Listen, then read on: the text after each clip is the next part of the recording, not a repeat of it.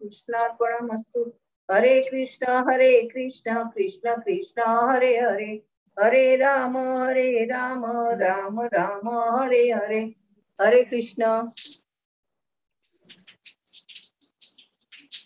हरे कृष्ण हरे माता कृष्ण। जी। Hare Hare Krishna. Thank you very much. जय हरे श्री कृष्ण प्रभु जी। हरे माताजी। बहु हरे कृष्ण प्रभु जी। हरे कृष्ण। શુદ્ધ ઉચ્ચારોથી શ્લોકાનું પઠન થયું એનાથી ખૂબ આનંદ થાય છે અને ભગવાનના મુખેથી નીકળેલા શબ્દોને ફરીથી સાંભળવાનો લહાવો સાંપડે છે. તો તમારી બંનેની સેવા અને જે વહેલા આવી ગયા છે સાંભળવા માટે એનો લાભ લેવા એ બધાને પણ ખૂબ ખૂબ અભિનંદન પાઠવું છું. અને ભગવાન આવી રીતે આપણને આવા એમના શબ્દોને ફરી ફરીને લાખો વાર કરોડો વાર સાંભળવાની શક્તિ, પ્રેરણા, ઉમંગ આપે એવી આપણે શ્રી શ્રી ગૌરનીતાઈને પ્રાર્થના કરીએ. Yes. So thank you very much all who ever have join earlier. પ્રભુજી આપને પણ થેન્ક યુ, અમને આવો લાભ આપો છે બધું. હરે કૃષ્ણ માતાજી. માધ્યમ છે આપણે એમના કૃષ્ણ પ્રભુજી. હરે કૃષ્ણ વિલાસ પ્રભુ. યસ. બહુ સરસ. Thank you. જય શ્રી માતાજી, અપ્પા માતાજી, વિલાસ પ્રભુ, જાનકી માતાજી અને કાવ્યાજી, મુકેશભાઈ, હેમાજી, નિકિતાજી, ખ્યાતિજી, અમરીશ પ્રભુ. હરે કૃષ્ણ અમરીશ પ્રભુ. हरे कृष्ण प्रभु। हरे कृष्ण अतुलाजी, नेहा शाहजी, ललित कुमार वेद प्रभु. हरे कृष्ण। हरे कृष्ण प्रभुजी। हरे कृष्ण. વાંકાનેર થી પાછા આવી ગયા કે નહીં? હા, વાંકાનેર પ્રભુજી 10 દિવસ રોકાવાનું. Okay okay. ડોક્ટર આવી લઈને આવ્યો. અચ્છા. અતુલા માતાજી અને પ્રભુ અને મૃદુલા માતાજી બધાનો हरे कृष्ण प्रभुजी। વેલકમ. અમરીશ પ્રભુ તમને હું કોહોસ્ટ બનાવું છું. You can yes. Luv Barot પ્રભુ. હરે કૃષ્ણ. વેલકમ. કેમ છો? ઇમ્પોર્ટન્ટ થઈ.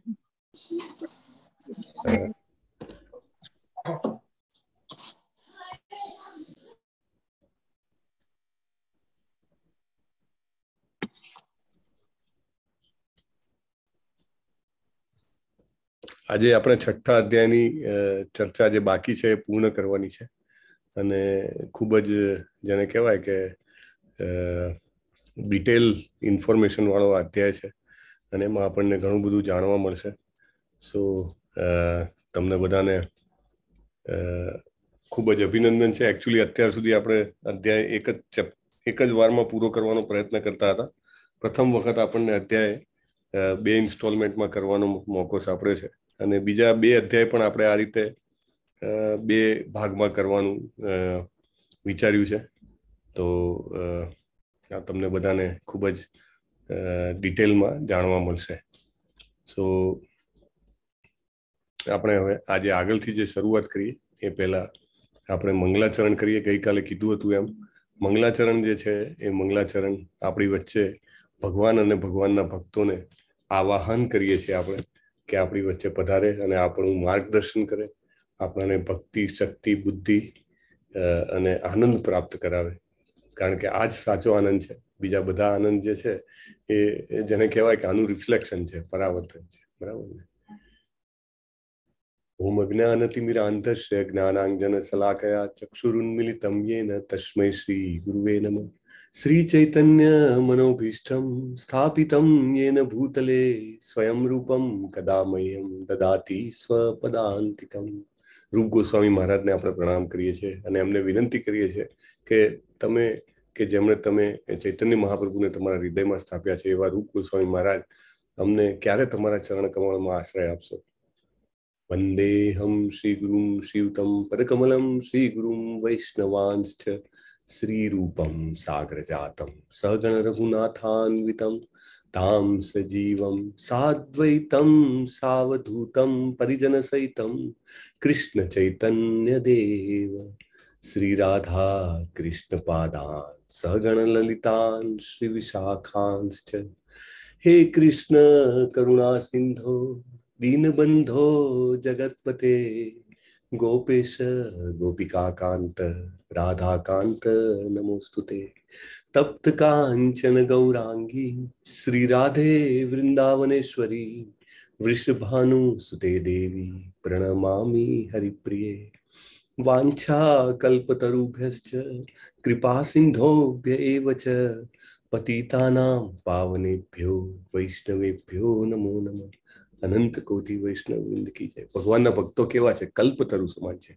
વાંછા એટલે આપણી જેવી ઈચ્છાઓ હોય, ખાસ કરીને જે મેઇન જે છે આપણી આધ્યાત્મિક ઈચ્છાઓ, સ્પિરિચ્યુઅલ વિશિસ, કલ્પતરુ બેસ છે। એટલે કલ્પતરુ એટલે કે એવું ઝાડ કે જેની નીચે બેસી અને જે ઈચ્છા કરીએ એ ઝાડ આપણને પૂર્ણ કરે, બરાબર? તો જે ભગવાનના ભક્તો છે કલ્પતરુ સમાન છે। આપણે એમને આવકારીએ છીએ આપણી વચ્ચે। વાંછા કલ્પતરુ બેસ છે, કૃપા સિંધુ બે એવ છે। એટલે સિંધુ એટલે દરિયો, એક દયાના કૃપાના સાગર છે। કારણ કે અધરવાઇઝ તો મારી કોઈ લાયકાત નથી કે હું ગીતા ઉપર કાંઈ બોલું અને એને આપણે સમજીએ, એ લાયકાત હોવી બહુ જેને કહેવાય કે ઓલમોસ્ટ રેર છે। પણ એમની દયાથી કૃપા સિંધુ બી એવા છે, દયાના સાગર એવા ભગવાનના ભક્તો જે વૈષ્ણવો છે એમની દયાથી પતિતાનામ પાવનેભ્યો, એટલે આપણે જે એમ કહીએ કે હે ભગવાન અમારા જેવા પતિતને તમે પાવન કરો, એટલે પતિતાનામ પાવનેભ્યો વૈષ્ણવેભ્યો નમો નમઃ। એવા વૈષ્ણવોને આપણે પ્રણામ કરીએ છીએ। અને આપણી વચ્ચે આપણે શ્રીલા પ્રભુપાદ, ભક્તિ સિદ્ધાંત સરસ્વતી મહારાજ, ગૌર કિશોરદાસ બાબાજી મહારાજ, ભક્તિ વિનોદ ઠાકુર મહારાજ, જગન્નાથ દાસ બાબાજી મહારાજ અને 6 ગોસ્વામીઓ, રૂપ ગોસ્વામી, સનાતન ગોસ્વામી, જીવ ગોસ્વામી, રઘુનાથ ભટ્ટ ગોસ્વામી, ગોપાલ ભટ્ટ ગોસ્વામી, રઘુનાથ દાસ ગોસ્વામી, બધાને આપણે આહ્વાન કરીએ છીએ કે તમે આવો। श्री कृष्ण चैतन्य प्रभु नित्यानंद श्री अद्वैत गदाधर श्रीवासादि गौर भक्तवृंद, એટલે ચૈતન્ય મહાપ્રભુ, એમની સાથે નિત્યાનંદ પ્રભુ કે જે બલરામજીનો અવતાર છે, એમની સાથે અદ્વૈત પ્રભુ કે જે સદાશિવ અને મહાવિષ્ણુનો અવતાર છે, એમની સાથે ગદાધર પ્રભુ કે જે રાધારાણીના મૂળમાં છે, અને શ્રીવાસ પ્રભુ કે જે નારદજીના એમાં છે સ્વાંગમાં। એ બધાને આપણે આવકારીએ છીએ આપણી વચ્ચે, જે આપણને, કારણ કે આખી આ જે મુવમેન્ટ છે ને, કૃષ્ણ કોન્શિયસનેસ, કૃષ્ણ ભાવનામૃતની આખી જે આ ચળવળ છે એને મર્સી મુવમેન્ટ કહેવામાં આવે છે। મર્સી મુવમેન્ટ માને કે દયાથી ચાલે છે, આપણા સ્વપ્રયત્નથી નથી ચાલતી। જ્ઞાન યોગ, હઠ યોગ, અષ્ટાંગ યોગ, આ બધા યોગમાં પોતાનો ખૂબ પ્રયત્ન રહેલો છે, રાઈટ? જ્યારે આ જે છે કૃષ્ણ ભાવનામૃત, એમાં બહુ સરળતા છે અને પ્રયત્ન જે છે એ પૂરેપૂરો, જેને કહેવાય કે ઓપોઝિટ સાઈડ, ભગવાનના ભક્તો આપણને દયા કરીને, આપણને સુકૃતિ આપીને આપણને આગળ વધારે છે। કહેવાય ને કે promoted, pass and promoted, right? Corona હતો તો કેટલા બધા વિદ્યાર્થીઓને પાસ પ્રમોટ કરી નાખ્યા, રાઈટ? એવી રીતે આપણે જે છીએ એ કલયુગ એક ટાઈપનો વ્યાધિ છે, રાઈટ?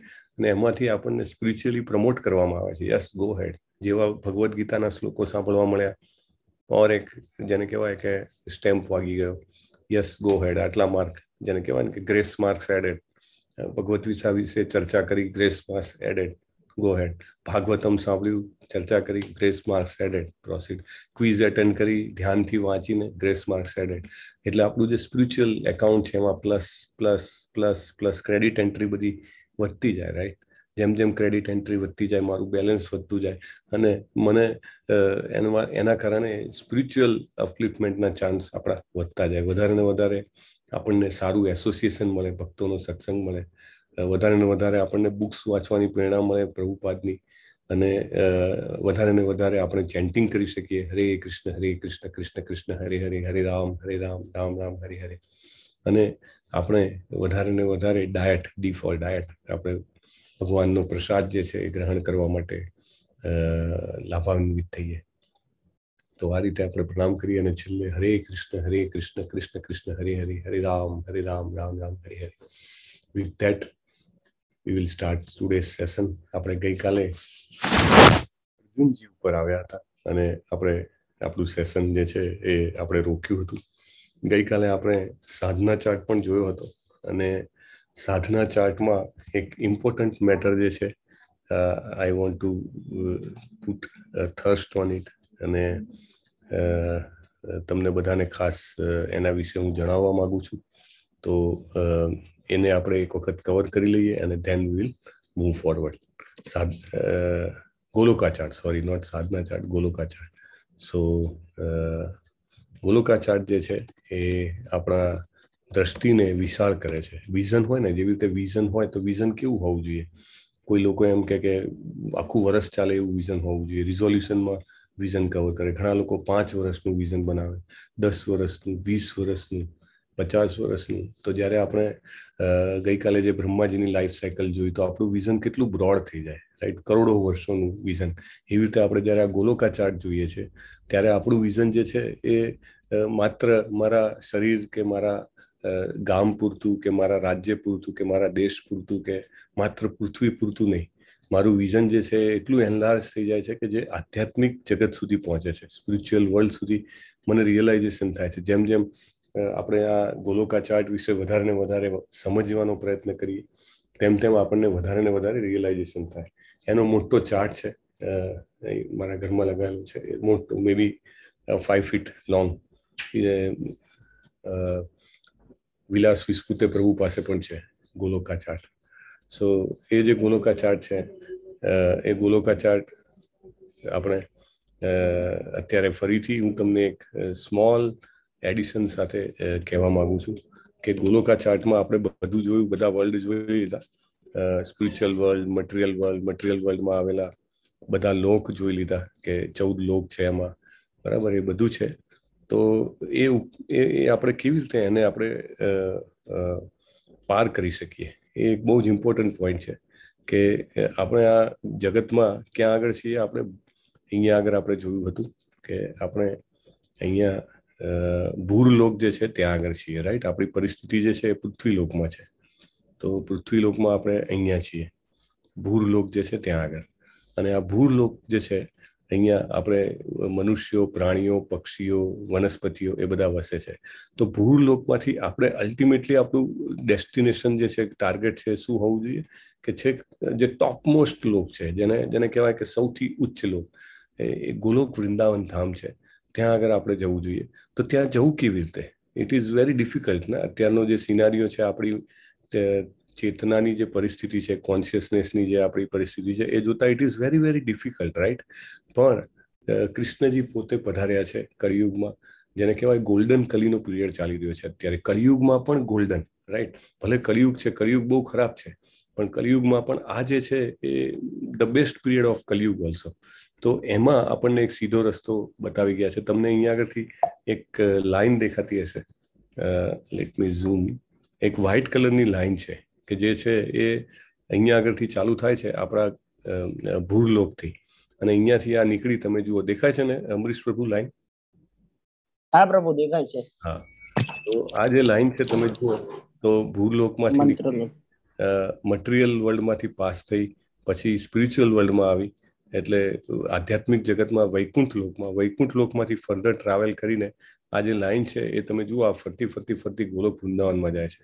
અને તમે આને વધારે ઝૂમ કરશો તો તમને જોવા મળશે. અને એવું નથી કે અહીંયા ગોલોક ચાર્ટમાં બતાવ્યું છે, ઘણા બધા સેંકડો વેદોના, પુરાણોના, ઉપનિષદોના રેફરન્સ છે કે આ 16 નામવાળો જે મંત્ર છે એ આપણને આ ભૂરલોકમાંથી સીધું જ આ બધા બીજા લોકમાં અપગ્રેડેશન કરીને જવા કરતા ડાયરેક્ટલી જ્યાં આગળ સુપ્રીમ જોય, જેને કહેવાય કે અત્યંત આધ્યાત્મિક આનંદ છે, એવા ક્ષેત્રમાં લઈ જવા માટે સક્ષમ છે. આજે નામ છે હરે કૃષ્ણ મહામંત્ર જે છે, અને મહામંત્ર કેમ કહે છે એ બધું આજે આપણે સમજશું. તો હરે કૃષ્ણ મહામંત્રમાં એટલી શક્તિ છે કે આપણને ડાયરેક્ટલી આ બધા જ લેયરોમાંથી પસાર કરીને અને સીધા જ આપણને આધ્યાત્મિક જગતમાં ભગવાનના ધામમાં લઈ જાય છે. એટલા માટે આ મંત્ર જે છે એ ખૂબ જ મહત્વનો છે. ભગવાનની જે સખીઓ છે એ અહીંયા આગળ એના બધા દલ છે, તમે જોઈ શકો છો. જે કમળ છે 1008 એનું, એને બધાની ભગવાનની જે સખીઓ છે, લલિતા, વિશાખા, સુચિત્રા, ઇન્દુલેખા, ચંપકલા, રંગાદેવી, તુંગાદેવી અને સુદેવી, આ જે છે એમની અષ્ટ સખીઓ. અને પછી રૂપા કરીને છે, એ આપણા રૂપ ગોસ્વામી જે છે, અત્યારે ચૈતન્ય મહાપ્રભુ સાથે આવ્યા, એ આ રૂપ ગોસ્વામી છે. એ બધી જે સખીઓ છે એ અલગ અલગ રૂપે ભગવાનના પાર્ષદ તરીકે પધારી હતી. તો ધીસ વોઝ રિગાર્ડિંગ ગોલોકાચાર્ટ. ક્યારેક આપણે એના અલગ સેપરેટ ગુજરાતીમાં સેશન કરશું.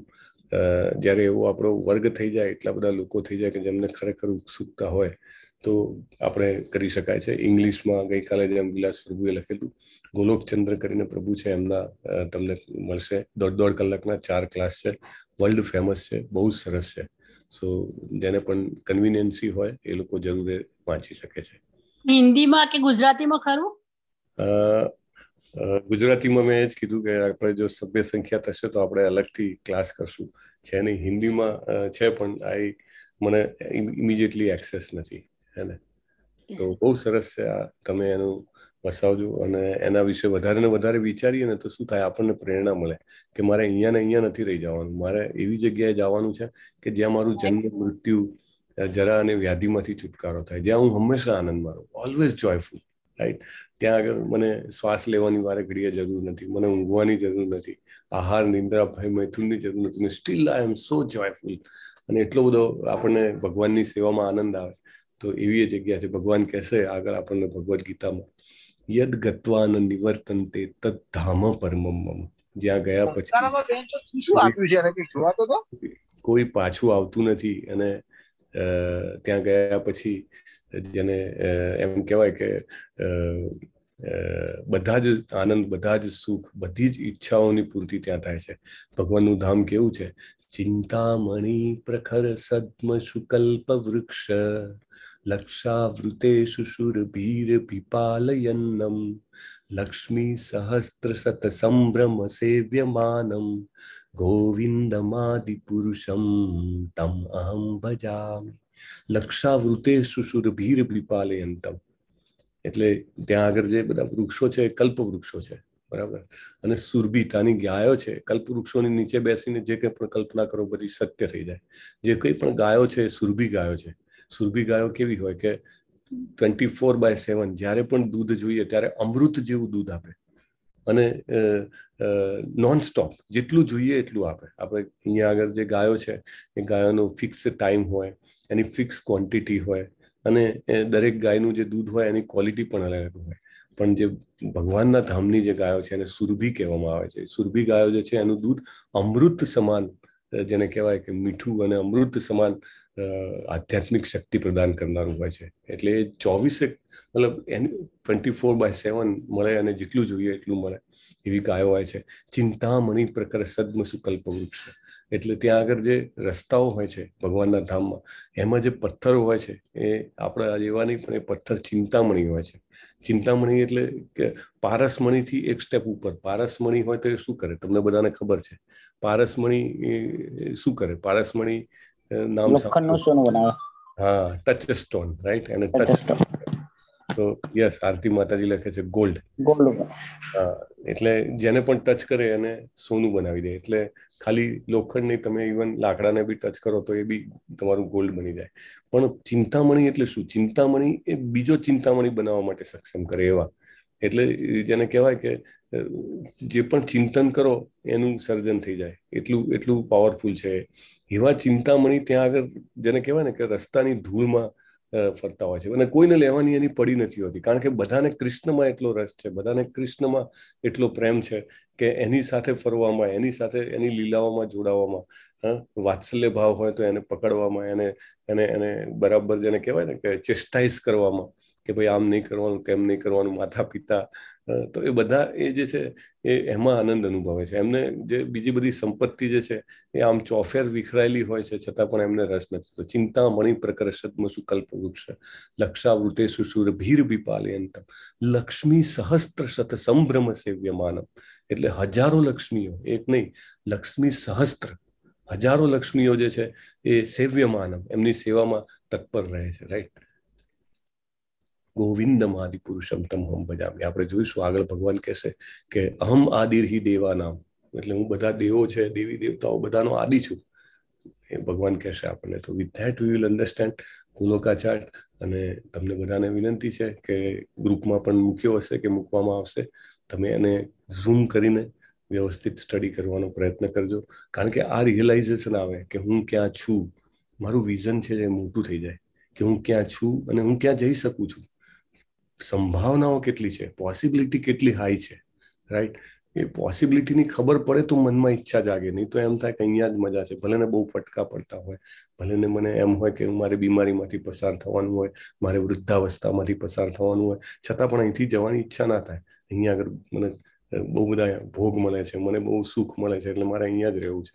પણ જ્યારે ખબર પડે કે નહીં, હું અત્યારે ઇન્ડિયામાં છું, ઇન્ડિયામાં ઘણી બધી અછત છે, પણ હું જો બહાર કોઈ યુરોપ કન્ટ્રી અથવા અમેરિકન કન્ટ્રીમાં જાઉં તો ત્યાં આગળ મને અછત બિલકુલ નથી. તો ઘણા બધા લોકો જવા માંગે છે, કારણ કે એમને ખબર છે કે કદાચ લાઈફ ત્યાં આગળ અપગ્રેડ થઈ શકે છે. Maybe spiritual point of view India is the best, right? અને ભારતમાં જન્મ લેવો એ જેને કહેવાય કે સૌભાગ્ય હોય એને જ મળે. ભારત ભૂમિ લે કોણ ભાગ્યવાન જીવ, ગુરુ કૃષ્ણ પ્રસાદે પાય ભક્તિ લતા બીજ, ચૈતન્ય મહાપ્રભુ કહે છે ચૈતન્ય ચરિતામૃતમાં. એક તો ભારતમાં જન્મ લેવો ભાગ્યવાન જીવ, અત્યંત જેને કહેવાય તપ પુણ્ય કર્યા હોય તો આ ભૂમિ ઉપર જન્મ મળે. ગુરુ કૃષ્ણ પ્રસાદે ભાઈ, અને પછી હજી વધારે સુકૃતિ મારી એડ થાય તો ગુરુ મળે, અને કૃષ્ણની કૃપાથી પાય ભક્તિ લતા બીજ, એક બીજ મળે આપણને. એ બીજ હોય આપણે સ્ટોર રૂમમાં રાખી દઈએ તો કાંઈ ના થાય. એ બીજને આપણે સરસ વાવીએ, પાણી નાખીએ, વાડ રાખીએ, અને સરસ એમાંથી કૂંપણો ફૂટે, અને પછી ભક્તિ લતા બીજ, એ લતા કેવી નીકળે જે આપણે જોઈએ ને અહીંયા આગળ ગોલોક ચાર્ટમાં, ભૂરલોકમાંથી નીકળે, અને એ લતા આખું જે આપણું ભૌતિક જગત છે એને પાર કરીને, અને ભૌતિક જગત ને આધ્યાત્મિક જગત વચ્ચેનું જે બોર્ડર છે એ બોર્ડરને વેધીને ભીંસીને સીધી બહાર નીકળે ને આધ્યાત્મિક જગત સુધી જાય. સો ગુરુ કૃષ્ણ પ્રસાદે પાય ભક્તિ લતા બીજ, એટલી એ અદ્ભુત એનામાં શક્તિ છે, રાઈટ? ભારત ભૂમિમાં જન્મ મળ્યો એટલે આપણને ખબર પડે જ્યારે કે there is a world beyond this world, બરાબર? અત્યારે તો વૈજ્ઞાનિકો એવું કહે છે પૃથ્વીની બહાર કશું મળ્યું જ નથી. મંગળ ઉપર ગયા કાંઈ ના મળ્યું, ચંદ્ર ઉપર ગયા કાંઈ ના મળ્યું, બીજા ગ્રહો પર પણ કાંઈ નથી. ઓકે, ઓલ રાઈટ, કારણ કે આપણી પહોંચ ત્યાં સુધીની જ છે. એના બિયોન્ડના જે ગ્રહો છે, લોકો છે, લોક કહેવાય એકચ્યુઅલી, ગ્રહો ઉપરાંત પણ જે લોક છે બધા, જેની વર્ણન આપણા ભાગવતમમાં કર્યું છે, બધા શાસ્ત્રોમાં કર્યું છે, એ સુધી પહોંચવાની અને ત્યાં આગળનું વાતાવરણ, ત્યાં આગળના જે દિવ્ય જીવો છે એમને જાણવાની આપણને તક નથી મળી. એટલે એવું લાગે છે ઇવન જ્યારે વિમાન નહોતું શોધાયું, જ્યારે ઉડવાનું નહોતું શોધાયું, ત્યારે પણ આપણા શાસ્ત્રોમાં લખ્યું હતું, આપણા રામાયણમાં આવે છે કે ભગવાન શ્રી રામ લંકા વિજય કરીને વિમાનમાં આવ્યા હતા. અને જ્યારે આપણે એની રામાયણનો પાઠ કરતા હતા તો જે વિશ્વના બીજા લોકો છે એ હસતા હતા કે આ લોકો કેવા શેખ ચલ્લી જેવા વિચારો કરે છે. કોઈ દિવસ કઈ વસ્તુ તો આકાશમાં ઉડતી હશે, ગુરુત્વાકર્ષણના નિયમની વિરુદ્ધ કાંઈ ઉડતું હશે, એટલે એમને ત્યારે પણ એ અજુગતું જ લાગતું હતું, કારણ કે that was not realised scientifically research. પછી જ્યારે ખરેખર પ્લેન શોધાયો તો એમને લાગ્યું કે નહીં, આમના શાસ્ત્રોમાં બરાબર લખ્યું છે. એ જ પ્રમાણે આ બધા જે લોક છે, આ ઉપરના 6 લોક, નીચેના 7 લોક, 14 લોક છે, અને એનાથી આપણું આખું ભૌતિક જગતની રચના થઈ છે. બ્રહ્મલોક સુધી છે. અર્જુન પોતે સદેહે, એટલે આ પંચમહાભૂતના દેવ સાથે અર્જુનજી જે છે એ સ્વર્ગલોકમાં ગયા હતા. So powerful a person, right? So that is a fact. આપણા શાસ્ત્રો જે કહે છે એ વસ્તુ એકદમ સાચી છે. ઓનલી રિયલાઇઝેશનની વાત છે. જેમ જેમ આપણે ગોલોકાચાર્ટ જોઈએ, અધ્યયન કરીએ, આપણું પણ રિયલાઇઝેશન વધતું જાય. ભગવદ્ ગીતાનું અધ્યયન કરીએ, ભાગવતમ સાંભળીએ, આપણે સ્લોલી આપણી બિલીફ છે એ રીએસ્ટાબ્લિશ થતી જાય. બિલીફ તો છે જ આપણી પાસે, કારણ કે ભારત ભૂમિમાં જન્મ લીધો છે. બાળપણથી આપણે જોયું છે કે શ્રદ્ધાથી જ જીતી શકાય, ભાવથી જીતી શકાય. ઇમોશનલ ઇન્ટેલિજન્સમાં ભારતીયો હોય નંબર 1 હોય, રાઈટ? તો એ જે છે એ ધીમે ધીમે આપણી શ્રદ્ધા પાછી પાકે અને આપણે રિયલાઇઝ કરીએ કે એક આધ્યાત્મિક જગત પર છે જ્યાં આનંદ જ આનંદ છે, સુખ જ સુખ છે, ભગવાનની સેવા જ સેવા છે. તો એ ત્યાં જવાની ઈચ્છા થાય, અને એ ઈચ્છા થાય તો સમજવું કે ખરેખર કોઈ ભક્તના આશીર્વાદ સાંપડે આપણને. ચલો, with that we will start today's chapter number 6, balance portion. નામાનિષ્ઠા પ્રભુએ કીધું છે કે આપણે 3 અધ્યાય છે એ 2 ભાગમાં લઈ શકીએ છીએ. એટલે 4 અધ્યાય, સોરી, 6ઠો, 9મો, 17મો અને 18મો, આઈ થિંક આ 4 એમને કીધા છે. તો એ આપણે 2 ભાગમાં લઈશું. મોટા અધ્યાય છે, એમાં આપણને જાણવાનું પણ ઘણું બધું છે. ગઈકાલે આપણે જ્યાં અટક્યા હતા કે આ જે યોગ જે છે એ યોગ કરવા માટે એકાંત જગ્યાએ જવું પડે. એ સૌથી પહેલી કન્ડિશન છે. યમ, નિયમ, આસન, પ્રાણાયામ, પ્રત્યાહાર, એ જે અષ્ટાંગ યોગના 8 ભાગ છે એમાં સૌથી પહેલો ભાગ યમ છે. યમ એટલે એકાંત જગ્યાએ જઈ એકલા રહેવું. પહેલી કન્ડિશન યોગની. આપણે અત્યારે જે યોગ ચાલે છે એ આપણે આપણી અનુકૂળતા મુજબ એમાંથી થોડો ભાગ લઈ લઈએ કે શરીરને સારું કરવા માટે આસનો સારા છે તો let us take it, right. પછી અમુક રોગોને હટાવવા માટે પ્રાણાયામ સારા છે, આયુની અવધિ વધારવા માટે પ્રાણાયામ સારા છે, આપણે લઈ લઈએ અને પછી આપણે કહીએ કે આપણે યોગ કરીએ છીએ. પણ શાસ્ત્રમાં જે લખેલું છે એ ટોટાલિટીમાં લેવું પડે તો જ એને યોગ કહી શકાય. ભગવદ્ ગીતામાં કોઈ મને એમ કે મને આટલો ભાગ પસંદ નથી અથવા તો આ મને યોગ્ય નથી લાગતું ને આ મને બરાબર લાગે છે, તો આપણે સિલેક્ટિવ થઈ ગયા. ભગવાનના શબ્દો જે છે એ બધા જ શબ્દો જે છે એ આપણા માટે એટલા જ મહત્વના છે, બરાબર. આપણે શું કામ લેવલ 1 પછી લેવલ 2 જઈએ છીએ? શું કામ આપણે ડિટેલ સ્ટડી કરીએ છીએ કે ભાઈ લેવલ 1 મુખ્ય શ્લોક લીધા, વધારે ડિટેલમાં જઈએ લેવલ 2 ઓર વધારે લેવલ 3 જઈએ? શું કામ એવું કરીએ છીએ? કારણ કે એક એક શબ્દ મહત્વનો છે. ભગવાનના શ્રી મુખેથી નીકળેલા દરેક શબ્દો મહત્વના છે. ને એવી રીતે પતંજલિ મહાશયે જે આ અષ્ટાંગ યોગનું આપણને જ્ઞાન આપ્યું છે એમાં પહેલું જ છે યમ. યમ એટલે એકાંત જગ્યાએ જઈ એકલા રહેવું. અહીંયા આગળ તમને જે આ ફોટો દેખાય છે, આ જે સાધુ મહારાજ છે, તમે જુઓ, તમે આ ફોટામાં જોઈ શકો છો કે આ જગ્યા કેવી છે. તમને શું શું દેખાય છે આ ફોટામાં? ટાઈપ કરો તો આ ફોટામાં તમારા નજરમાં શું આવે છે, તમને મનમાં શું ભાવ આવે છે એ પણ લખજો. મેઇન મોટટ મારે જાણવું છે તમને શું વિચાર આવે છે આ ફોટો જોઈને, બરાબર. Please type it out quickly in your chat box. Okay, રામાનિષ્ઠા પ્રભુએ જે કીધા છે 6, 9, 11 ને 18 છે. Thank you અમિતાજી. તૃપ્તિ નંદાજી લખે છે તપ કરે છે, બરાબર છે, એકદમ દેખાઈ આવે છે. એકતા મોદી વડોદરાથી લખે છે કે કામ પ્લેસ, કામ, શાંતિવાળી જગ્યા છે. જયાબેન જાનીજી લખે છે ધ્યાન કરે છે. ઓકે, તપ, કામ, ધ્યાન. મનીષજી લખે છે કનેક્શન વિથ ગોડ, બરાબર ને. જો કનેક્શન કરવા માટે એકલતા હોવી જરૂરી છે, અહીંયા અષ્ટાંગ યોગમાં દેખાય છે.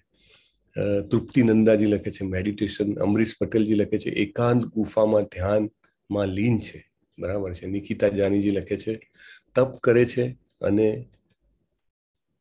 હાડપિંજર દેખાય છે. હા, હાડપિંજર દેખાય છે નિકિતા જાનીજી. યસ, પરફેક્ટ ઓબ્ઝર્વેશન છે તમારું. આરતીજી લખે છે એનિમલ્સ આર બિહાઇન્ડ. હા, પાછળ તમે જુઓ, આ કોઈને ના દેખાયું? પાછળ હિંસક પશુ છે, કોણ છે? કોઈને દેખાયું? આરતીજીએ જોયું છે. અમિતાજી લખે છે ધ્યાન મગન છે, પરમ શાંતિ. ઓ શાંતિ શાંતિ શાંતિ. રશ્મિ દેસાઈજી લખે છે ઘણા સમયથી એકલા બેસી ખોરાક છોડી ભગવાનનું ધ્યાન કરે છે. Collecting energy of universe. Tripti નંદાજી. અતુલ્લા પ્રકાશજી લખે છે imagine out of them body.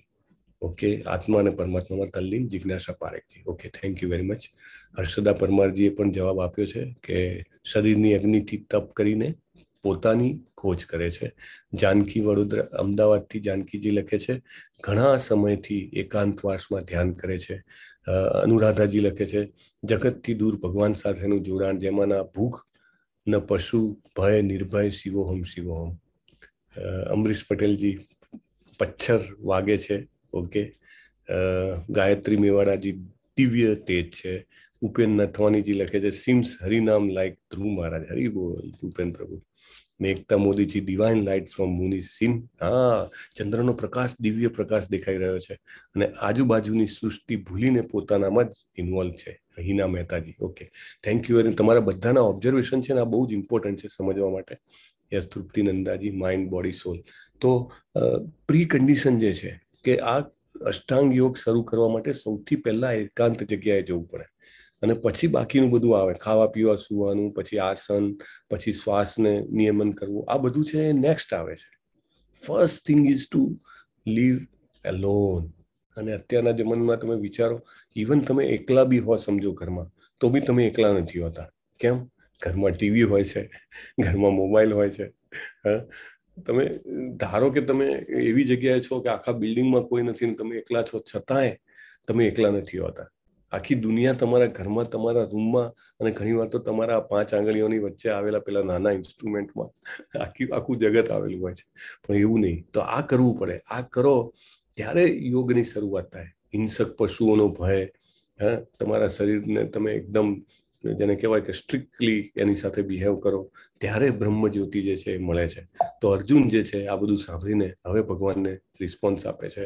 અને અહીંયા આગળ પ્રશ્ન છે કે આવું આપણે કરી શકીએ, તમે એનો પ્રયત્ન કરી શકો? અર્જુન પાડે છે ના, કે ભગવાન આ તો મારાથી શક્ય નથી, નોટ પોસિબલ એટ ઓલ. ભગવાન તમે શું વાત કરો છો? આવું આ રીતે અષ્ટાંગ યોગ કરવાનું કંઈ મારાથી શક્ય નથી. નેહા શાહજી બહુ વર્ષથી તપ કરે છે, જયાબેન જાની 6th ઇન્દ્રિયોનો અનુભવ, 6ઠ્ઠી ઇન્દ્રિયનો અનુભવ, બરાબર, કર્મહારી હોય છે, બરાબર, જિજ્ઞાસા પારેખજી. તો અર્જુન વિશે થોડું જાણવું જરૂરી છે. અર્જુને ના પાડી, બરાબર. આપણને એમ કે અર્જુન તો બી ગયો તો, ડરી ગયો તો, એને લડવું નહોતું, બરાબર, એને મોહમાયા જરા વધારે હતી, પોતાના ભાઈઓની, પોતાના દાદાની, પોતાના ગુરુની, બધાની બહુ મોહમાયા હતી, એટલે મોહિત માણસ લાગે છે, બરાબર, દુનિયાદારીમાં રચ્યો પચ્યો લાગે છે. તો ના, અર્જુન કોણ હતો? જો નાનપણથી જ એ ખૂબ એકાગ્ર હતો, એટલો એકાગ્ર હતો કે આ ઘટના તો બધાને યાદ હશે કે જ્યારે એકાગ્રતાની પરીક્ષા લેવાની હોય છે ત્યારે ગુરુ દ્રોણ બધાને રાજકુમારોને બોલાવે છે અને કે તમને સામે પેલા ઝાડમાં શું દેખાય છે? કોઈ કે સરસ મજાના પાંદડા છે, કોઈ કે બહુ સરસ એમાં ફળ લટકેલા છે, અને કોઈ આવીને કહે છે કે મને એમાં ડાળીઓ દેખાય છે, કોઈ કહે છે કે મને ઝાડની પેલે પાર ઉડતું પક્ષી પણ દેખાય છે.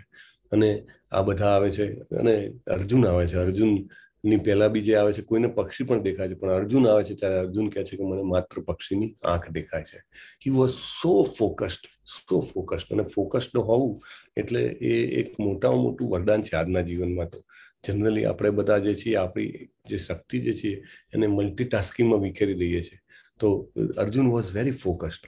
એના આચાર્યના જેટલા પણ શિષ્યો હતા, 101 કૌરવો અને 5 પાંડવો અને એમનો પોતાનો પુત્ર, એ બધામાં એમને અર્જુન અત્યંત પ્રિય હતો, અત્યંત પ્રિય. ભાગવતમના પહેલા ખંડમાં આવે છે કે જ્યારે અશ્વત્થામાં બ્રહ્માસ્ત્ર ચલાવે છે ત્યારે એને પછી કહેવામાં આવે છે કે તું પાછું ખેંચી લે. તો કે મને આવડતું નથી. ગુરુ દ્રોણે પોતાના પુત્રને બ્રહ્માસ્ત્ર પાછું ખેંચતા નથી શીખવાડ્યું. અર્જુને પણ બ્રહ્માસ્ત્ર છોડ્યું સામે, અને ભગવાને એને કીધું કે તું પાછું લઈ લે, અને એને વિદ્યા આવડતી હતી. તમે વિચારો કે પોતાનો પ્રાણ સરીખો પુત્ર, એવો પુત્ર કે જેના કારણે આચાર્ય દ્રોણે એક રાજ્યની સેવા કરવાનું સ્વીકાર્યું. નહીં તો જનરલી એ ટાઈમમાં જે બ્રાહ્મણો હતા, જે ખાલી જ્ઞાન આપવા માટે પોતાની જાતને સમર્પિત કરતા હતા, એ કદી કોઈ રાજાની સેવામાં ના આવે. એને પોતાના બાળકને દૂધ પીવડાવવા માટે ગાયો જોઈતી હતી અને એને સેવા સ્વીકારી. રાઈટ, એટલો પ્યારો હતો એમને પુત્ર. ઇવન એમનું મૃત્યુ પણ કેવી રીતે થાય છે? જ્યારે એમને ખબર, એમને પોતે જ કીધું હતું કે જ્યારે મને એવી કોઈ ખબર મળે કે મારા પુત્રને હાનિ થઈ છે ત્યારે હું લડી નહીં શકું. રાઈટ, તો એટલો એમને મોહ હતો. છતાં પણ એમના કરતાં પણ એમને અર્જુન વધારે વાલો થાય છે, કારણ કે અર્જુનમાં એવા ગુણો હતા. ધોઝ વેર ધ ક્વોલિટીઝ, એ હંમેશા જે રીતે એની મેચ્યોરિટી હતી, એની વિચારવાની શક્તિ હતી, એની જેવી રીતે ભાવનામય શક્તિ હતી. ખાલી ઇન્ટેલિજન્ટ ના ચાલે. ક્લાસમાં વિદ્યાર્થીઓ હોય, ઘણા બધા વિદ્યાર્થીઓ હોય, ખૂબ ઇન્ટેલિજન્ટ હોય, પણ ઇમોશનલી કનેક્ટ ના થઈ શકતા હોય. અને until and unless you connect emotionally, તમે ભાવનાની લેવલ પર જ્યાં સુધી કનેક્ટ ના થાવ ત્યાં સુધી તમે પૂરેપૂરી ફાઇલ ડાઉનલોડ ના કરી શકો. કેટલાય જીબીની ફાઇલ હોય ડિવોશનલ સર્વિસના સાયન્સની, ભગવદ્ ગીતાના વિજ્ઞાનની, એને ડાઉનલોડ કરવા માટે we have to connect emotionally. ભગવાને આગળ શું કીધું અર્જુનને કે એને ભગવદ્ ગીતા હું કેમ કહું છું? ભગવાન કહે છે ભક્તો અસી સખા ચેતી. બરાબર, તું મારો ભક્ત છે અને મિત્ર છે, માટે હું તને કહું છું. Special qualification. એમને એવું કીધું છે કે તું બહુ ઇન્ટેલિજન્ટ છે એટલે કહું છું, તું બહુ શક્તિશાળી છે એટલે કહું છું, તું મારા ફોઈનો દીકરો છે એટલે કહું છું. ત્યાં આગળ જે સેનાઓ ઊભી હતી, 1800ની સેના હતી, ત્યાંમાં ઘણા બધા ઇન્ટેલિજન્ટ હતા, ઘણા બધા પાવરફુલ હતા, ઘણા બધા એવા હતા કે જેને કહેવાય કે એમની પાસે અગાઢ, જેને કહેવાય કે સ્પિરિચ્યુઅલ પાવર્સ હતા. નો સ્પેશિયલ ક્વોલિફિકેશન. રાઈટ, તો અર્જુન પાસે એ ક્વોલિફિકેશન હતું. અર્જુન જ્યારે નાના હતા ત્યારે જે આશ્રમ હોય, આશ્રમમાં જમવા બેઠા હોય બધા પાંડવો કૌરવો, અને ત્યારે તો દીવડાનો પ્રકાશ હોય અને સડનલી પવન આવે છે અને દીવડું બુઝાઈ જાય છે. અને જે પતરાળું હોય એમાં 4-5 વાનગીઓ હોય છે અને બધાને ખાવામાં તકલીફ પડે છે. અને ભીમ તો મજાથી, જેને કહેવાય કે ખાતો હોય છે અને કહેતો બી હોય છે કે આહા, કે આ વાનગી સારી બની છે, આ વાનગી જે છે આ ટેસ્ટની છે. તો અર્જુન એને પૂછે છે કે ભાઈ તું કેવી રીતે કહી શકે છે, અમને તો પતરાળામાં કાંઈ દેખાતું નથી. એટલે ભીમ એને કહે છે કે ભાઈ મારો એમાં એટલો રસ છે ને, મારી એટલી એકાગ્રતા છે ને કે હું આંખો બંધ કરીને પણ ખાઉં ને તો મને ખબર હોય કે હું શું ખાઉં છું અને સીધું મારા મોંમાં જ જાય છે. અને અર્જુન ત્યાં આગળથી ક્લુ લે છે કે જો એ અંધારામાં આટલી હૃદયપૂર્વક જમી શકે અને આટલું પરફેક્ટલી કહી શકે કે કઈ વસ્તુ ક્યાં છે અને કેટલી છે, તો હું શું કામ અંધારામાં તીર ના ચલાવી શકું. તે દિવસથી એને રાત્રે ઊંઘવાનું બંધ કરી દીધું. એટલે અર્જુનનું બીજું નામ છે ગુડાકેશ. ગુડાકેશ એટલે જેને નિંદ્રા ઉપર વિજય મેળવ્યો છે અને જેને અજ્ઞાન ઉપર વિજય મેળવ્યો છે. આ અર્જુનનું થોડું ગ્લોરિફિકેશન જરૂરી છે, કારણ કે ધેન આપણને ખબર પડશે કે જો અર્જુન નથી કરી શકતો તો આપણે ક્યાં છીએ, રાઈટ? એટલે અર્જુન કોણ હતા? તો અર્જુન જે છે એ રોજ રાત્રે પ્રેક્ટિસ કરતા શબ્દ વિધિ બાણ ચલાવવાની. એટલે રાત્રે અંધારું હોય, કાંઈ દેખાય નહીં, પણ અવાજ આવે, અવાજ ઉપરથી બાણ ચલાવે ને એ નિશાના ઉપર જ લાગવું જોઈએ. અને થોડા સમયમાં એને આ કળા જે છે એ આત્મસાત કરી લીધી હતી. આંખો બંધ કરીને પણ એ તીર ચલાવે તો નિશાન પર વાગે. બીજું, જ્યારે દ્રૌપદીનો સ્વયંવર હતો ત્યારે કેટલી અદ્ભુત, જેને કહેવાય કે પરીક્ષા હતી. ઉપર માછલી છે, ગોળ ગોળ ફરે છે અને એનું પ્રતિબિંબ નીચે પાણીમાં જોવાનું છે અને માછલીની આંખને વીંધવાની છે, ઉપર પણ નથી જોવાનું, રાઈટ? અને એમાં ઘણા બધા રાજા રજવાડાઓમાંથી બધા આવ્યા, કોઈ સફળ ના થયું. અર્જુને સફળતાપૂર્વક એ માછલીની આંખ વિધિ બતાવી. જ્યારે પાંડવોનો વનવાસ હોય છે ત્યારે એ યક્ષો જે છે એ એમને હુમલો કરે છે અને અર્જુન એકલા હાથે બધાને હરાવી શકે છે. એની પરીક્ષા માટે ખુદ મહાદેવજી પધારે છે. મહાદેવજીને એક વખત રસ થાય છે કે ચાલો આટલો બધો ભગવાનનો પ્રિય છે, ભક્તો હસી સખા ચેતી, તો એનામાં નક્કી કાંઈક હશે, પણ મારે જાણવું જોઈએ કે એનામાં એવું શું છે. મહાદેવજી છે એ સરસ પરીક્ષા લે છે. વનમાં જ્યારે અર્જુન હોય છે અને ત્યારે જે જંગલી સુવર હોય એને ત્યાં આગળ મોકલે છે. જંગલી સુવર એટલે ક્ષત્રિયો જે છે, ક્ષત્રિયોને પર્ટિક્યુલર જેને કહેવાય કે સમાજમાં વ્યવસ્થા જાળવવા માટે હિંસા કરવાની છૂટ છે. ન કેવલ હિંસા કરવાની છૂટ, પણ they are suppose to do that. દાખલા તરીકે આપણા સમાજમાં ક્ષત્રિય કોણ? તો કે પોલીસભાઈ. હમણાં વેલુબા વાઘેલા કદાચ આવ્યા હશે, એમને ઇઝ રિટાયર્ડ પોલીસમેન, રાઈટ? તો જે પોલીસ છે એને ક્ષત્રિય કહેવાય. હવે કંઈક ખોટું થતું હોય, કોઈ ચોર ચોરી કરીને જતો હોય અને પોલીસ કાંઈ ના કરે તો ક્ષત્રિય જો એનો ધર્મ ના બજાવે તો બાકી જનતાને તો બહુ તકલીફ પડે. પછી એકવાર ચોરી થાય તો 1000 વાર ચોરી થાય કે ભાઈ પોલીસ તો નકામી છે, તો પછી બીજા કોઈ લોકોને શાંતિથી જીવવા ન મળે, રાઈટ? એટલે ક્ષત્રિય ધર્મ જે હતો એને ખબર હતી કે આ જે જંગલી સુવર હોય એ આખો ઊભો પાક હોય એનો નાશ કરી નાખે, એટલે ખેડૂતોને બહુ તકલીફ પડે. એટલે એને તરત એને મારવા માટે બાણ ચલાવ્યું. અને મહાદેવજી પણ એ વખતે શિકારી બનીને આવે છે અને એ પણ બાણ ચલાવે છે અને સુવર મરી જાય છે. અને પછી મહાદેવજી આવીને કહે છે કે આ મારા બાણથી મળ્યું છે. અર્જુન કહે છે કે તમારા પહેલા મારું બાણ વાગ્યું છે, મારા બાણથી મળ્યું છે. એટલે મહાદેવજી એની પરીક્ષા લેવા માટે કે ચાલ તો આપણે બે લડીએ અને તું આપણે જોઈએ કોણ જીતે છે, મારા બાણથી મળ્યું છે કે તારા બાણથી. અને પછી જબરજસ્ત જેને કહેવાય કે યુદ્ધ થાય છે અને અર્જુન જે છે એ પૂરેપૂરી હિંમતથી, પૂરેપૂરી શક્તિથી, પૂરેપૂરી ચાતુર્યતાથી એમને લડાઈ કરે છે અને મહાદેવજીને પરીક્ષામાં એ પાસ થાય છે. અને મહાદેવજી ખૂબ ખુશ થઈને એને પશુપતાસ્ત્ર આપે છે. એને આ મહાભારતના યુદ્ધમાં પશુપતાસ્ત્ર બહુ જ કામ લાગે છે. તો મહાદેવજીની પરીક્ષા પાસ કરવા વાળો જે છે એ અર્જુન હતો. પછી ભાગવતમમાં ભગવાનના જે અવતારો આવે છે એમાંનો એક અવતાર છે નરનારાયણ. નરનારાયણ ઋષિ. નરનારાયણ ઋષિ જે છે એમાં નર સ્વરૂપે અર્જુનજી આવે છે, નારાયણ સ્વરૂપે કૃષ્ણજી આવે છે. એટલે ભગવાનના શાશ્વત પાર્ષદ છે. ભગવાન જ્યારે જ્યારે આવ્યા છે ત્યારે ત્યારે એને સાથે સેવા આપવા માટે આવવાની એને તક સાંપડી છે. એટલે જેને કહેવાય કે ભગવાનનો પાર્ષદ હોય એટલે હંમેશા સર્વગુણ સંપન્ન હોય, બરાબર? ભગવાન તો જ એને પાર્ષદ બનાવે. જ્યારે એનું કેરેક્ટર વિશે વાત કરીએ તો જ્યારે સદેહે જાય છે સ્વર્ગમાં પોતાના પિતાને મળવા, એકચ્યુઅલી ઇન્દ્રદેવ જે છે એના થકી એમનો જન્મ થયો હોય છે. તો ઇન્દ્રદેવ એનું ખૂબ સરસ રીતે સ્વાગત કરે છે અને સ્વર્ગની અપ્સરાઓ એની ઉપર મોહિત થઈ જાય છે. તો એમાં એક બહુ જ જેને કહેવાય કે અગ્રગણી અપ્સરા હોય છે, ઉર્વશી. એ જે છે એ અર્જુન પર મોહિત થાય છે અને એ સાંજના સમયે અર્જુન પાસે જઈને એની પાસે દેહ સુખની માગણી કરે છે. અને અર્જુન જુઓ, અર્જુન આજે એકાંતમાં માણસ જે હોય ત્યારે એના કેરેક્ટરની જેને કહેવાય કે પરીક્ષા થાય. અર્જુન જે છે એ વખતે એ ઉર્વશીજીને કહે છે કે તમે તો મારા જેને કહેવાય કે માતા સમાન છો. એટલે કારણ કે મારા દાદા જ્યારે સ્વર્ગમાં આવ્યા હતા ત્યારે અહીંયા આગળ એ તમારી સાથે સાહચર્યમાં હતા. એટલે જે અપ્સરાઓ હોય છે એમને તો આખું જે એમનું સ્પિરિચ્યુઅલ કેરેક્ટર આખું અલગ હોય છે. અને ઉર્વશીને ખૂબ દુઃખ થાય છે. એ કહે છે કે મને આજ સુધી કોઈએ ના નથી પાડી, હું તને શ્રાપ આપીશ. અને અર્જુન જે છે એ નત મસ્તકથી બે હાથ જોડીને શ્રાપ સ્વીકારે છે. એને કહે છે 1 વર્ષ સુધી તારે જેને કહેવાય કે નપુસક તરીકે જીવવું પડશે.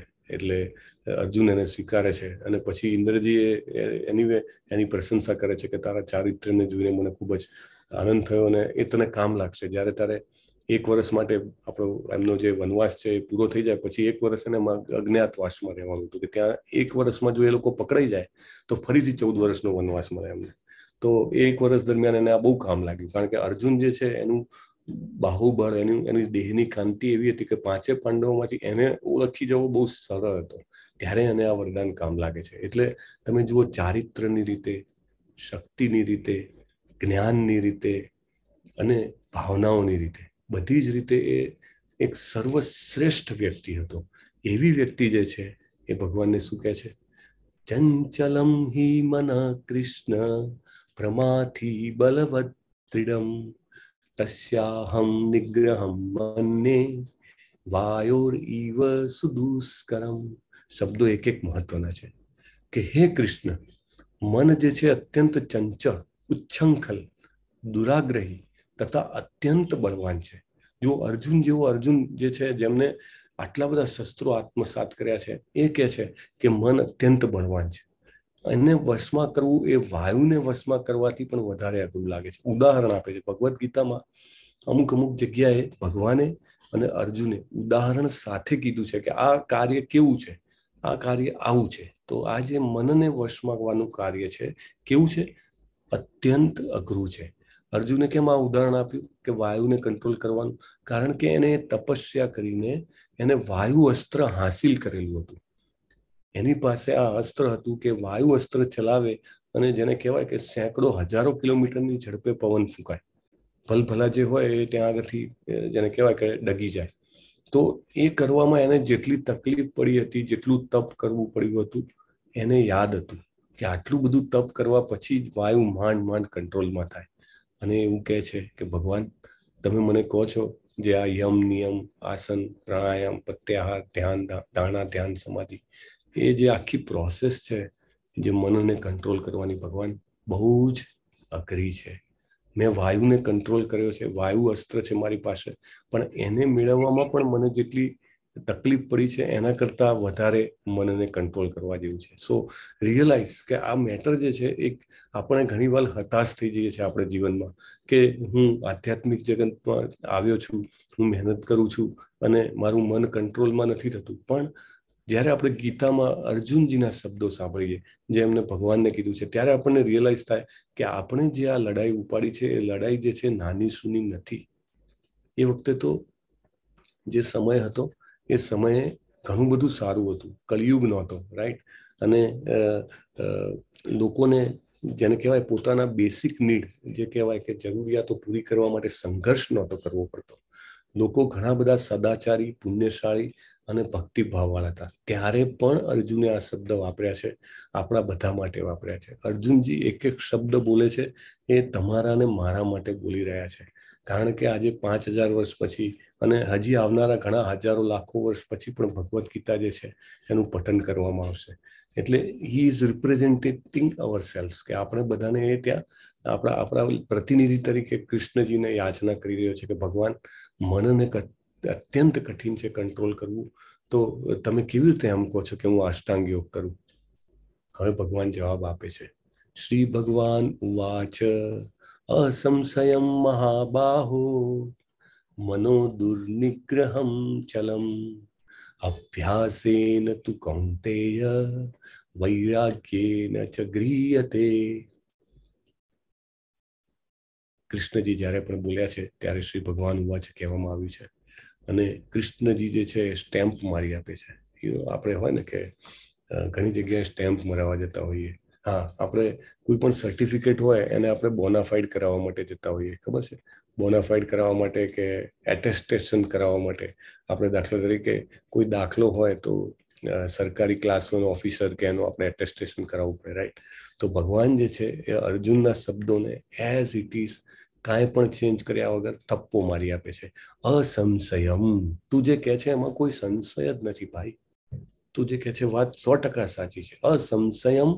અને એવું કે એટલે પેલાને તો આજે ભગવાન એવું કે ભાઈ તારી વાત બિલકુલ સાચી છે, મનને કંટ્રોલ કરવું બહુ અઘરું છે, એટલે આપણે તો બે ઘડી જેને કહીએ કે એકદમ જેને બહુ જ આપણે દબાણમાં આવી જઈએ કે ઓ માય ગોડ, ભગવાન પોતે કહે છે અસંશયમ તો શું, પણ ભગવાન પાછું એનું મનોબળ પણ વધારે છે. ભગવાન એક સારા શિક્ષક છે, એની અહીંયા નિશાની છે, બરાબર?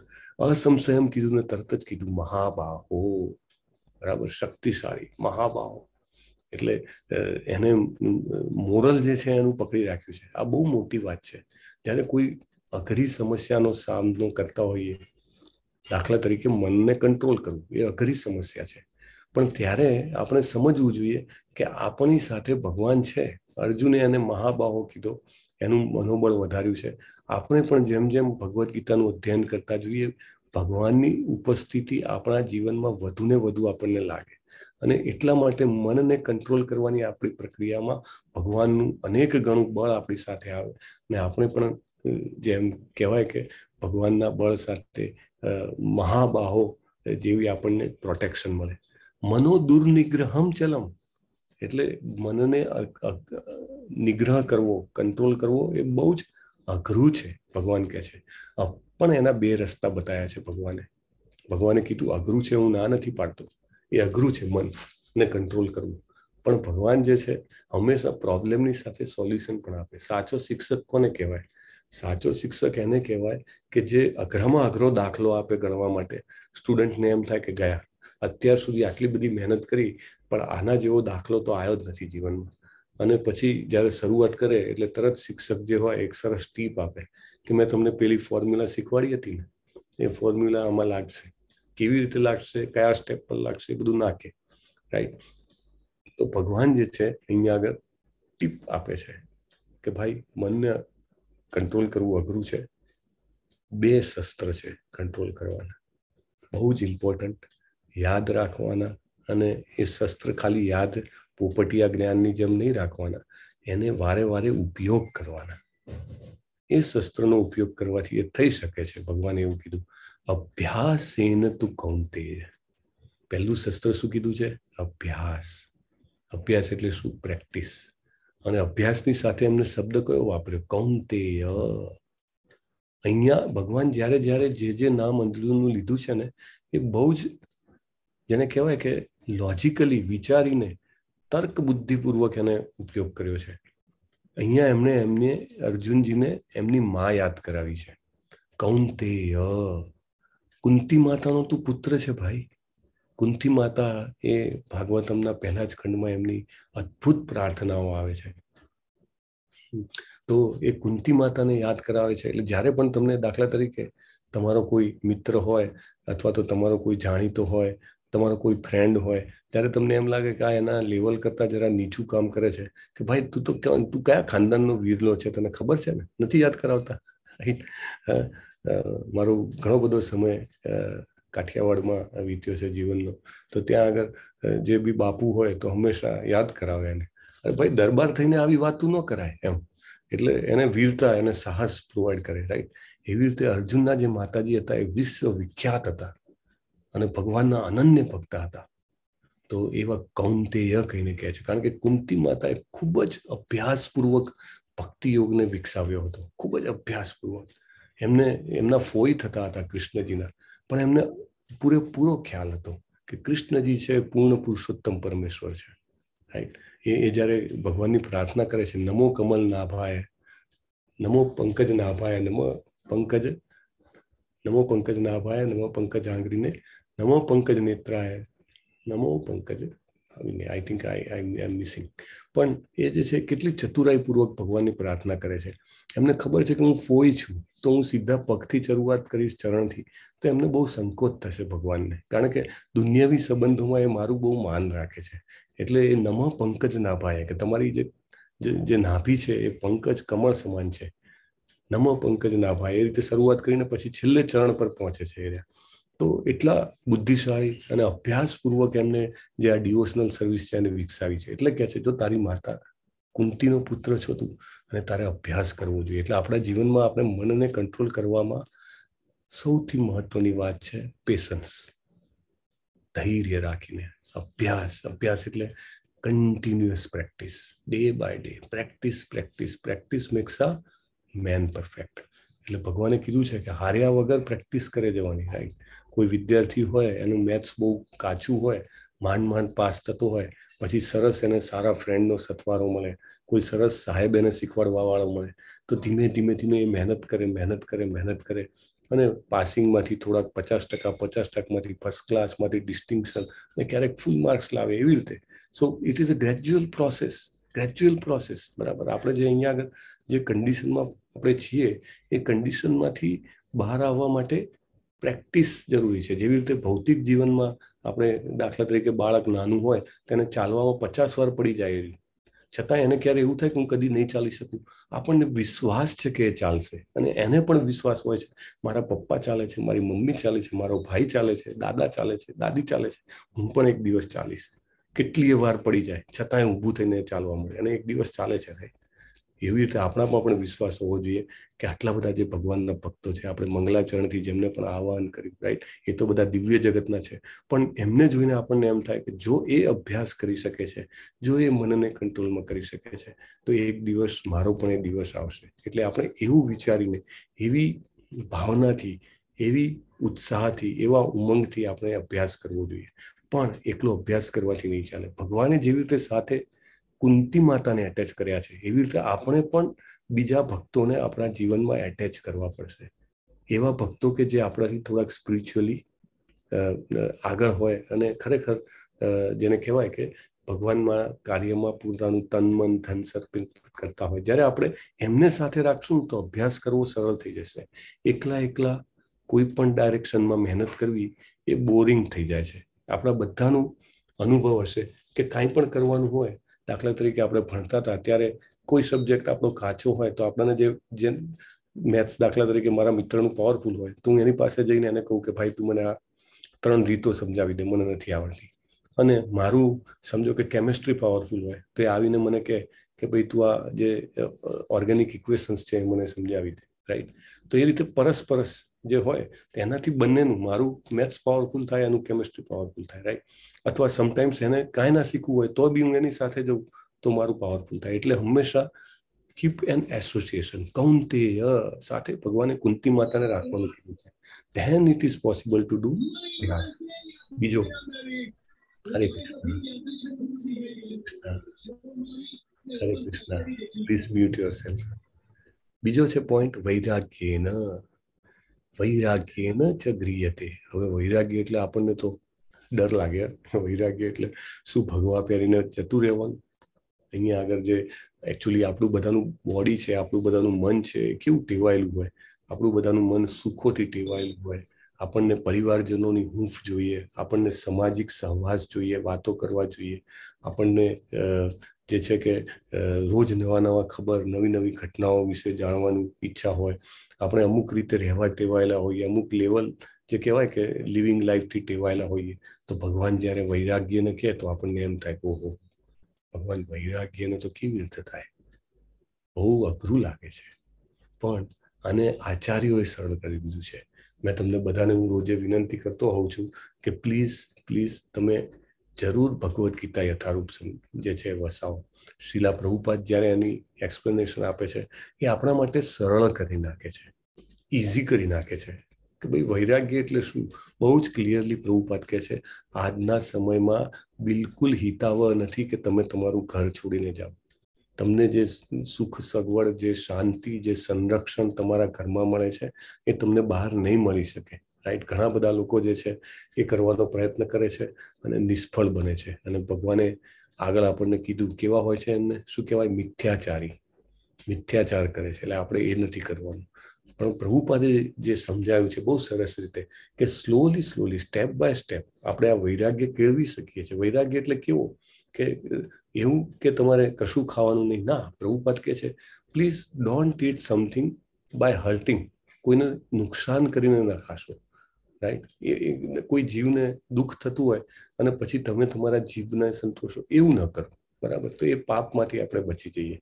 બીજું કે આપણે એ જ વસ્તુ જ્યારે આપણે ભગવાનને ભોગ લગાવીને ખાઈએ છીએ તો આપણે પાપમાંથી બચીએ છીએ. યજ્ઞ શિષ્ટાશીન સંતો મુચ્યંતે સર્વ કિલ્બિષી પૂજ્યતે તે ત્વગમ પાપા એ પચંત્યાત્મ કારણાત. એટલે આપણે ધરાયા વગર ખાઈએ તો ભગવાને પોતે કીધું છે કે 2 દોષ છે એમાં.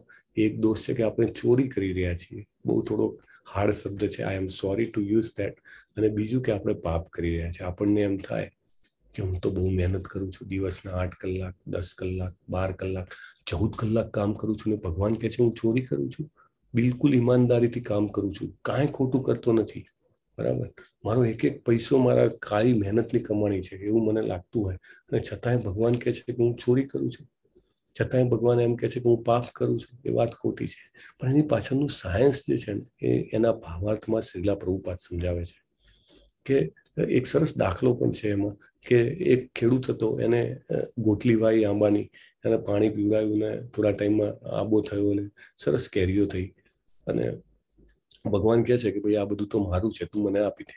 એટલે ખેડૂત કે શું વાત કરો છો, આ બધી કેરીઓ તમારી થોડી છે, મહેનત કોણે કરી, મેં અંદર ગોટલી વાઈ ને મેં સરસ આ બધું તકેદારી રાખીને હવે ગોટલી જ્યારે ફળ આવ્યા એટલે તમે કહો બધું મને આપી દે. ત્યારે ભગવાન કહે છે કે ગોટલી કોને બનાવી, તો કે તમે બનાવી. પાણી કોને બનાવ્યું, તો કે તમે બનાવ્યું. જમીન કોને બનાવી, તો કે તમે બનાવી. ઓકે, સૂર્યપ્રકાશ કોને બનાવ્યો, તો કે તમે બનાવ્યો.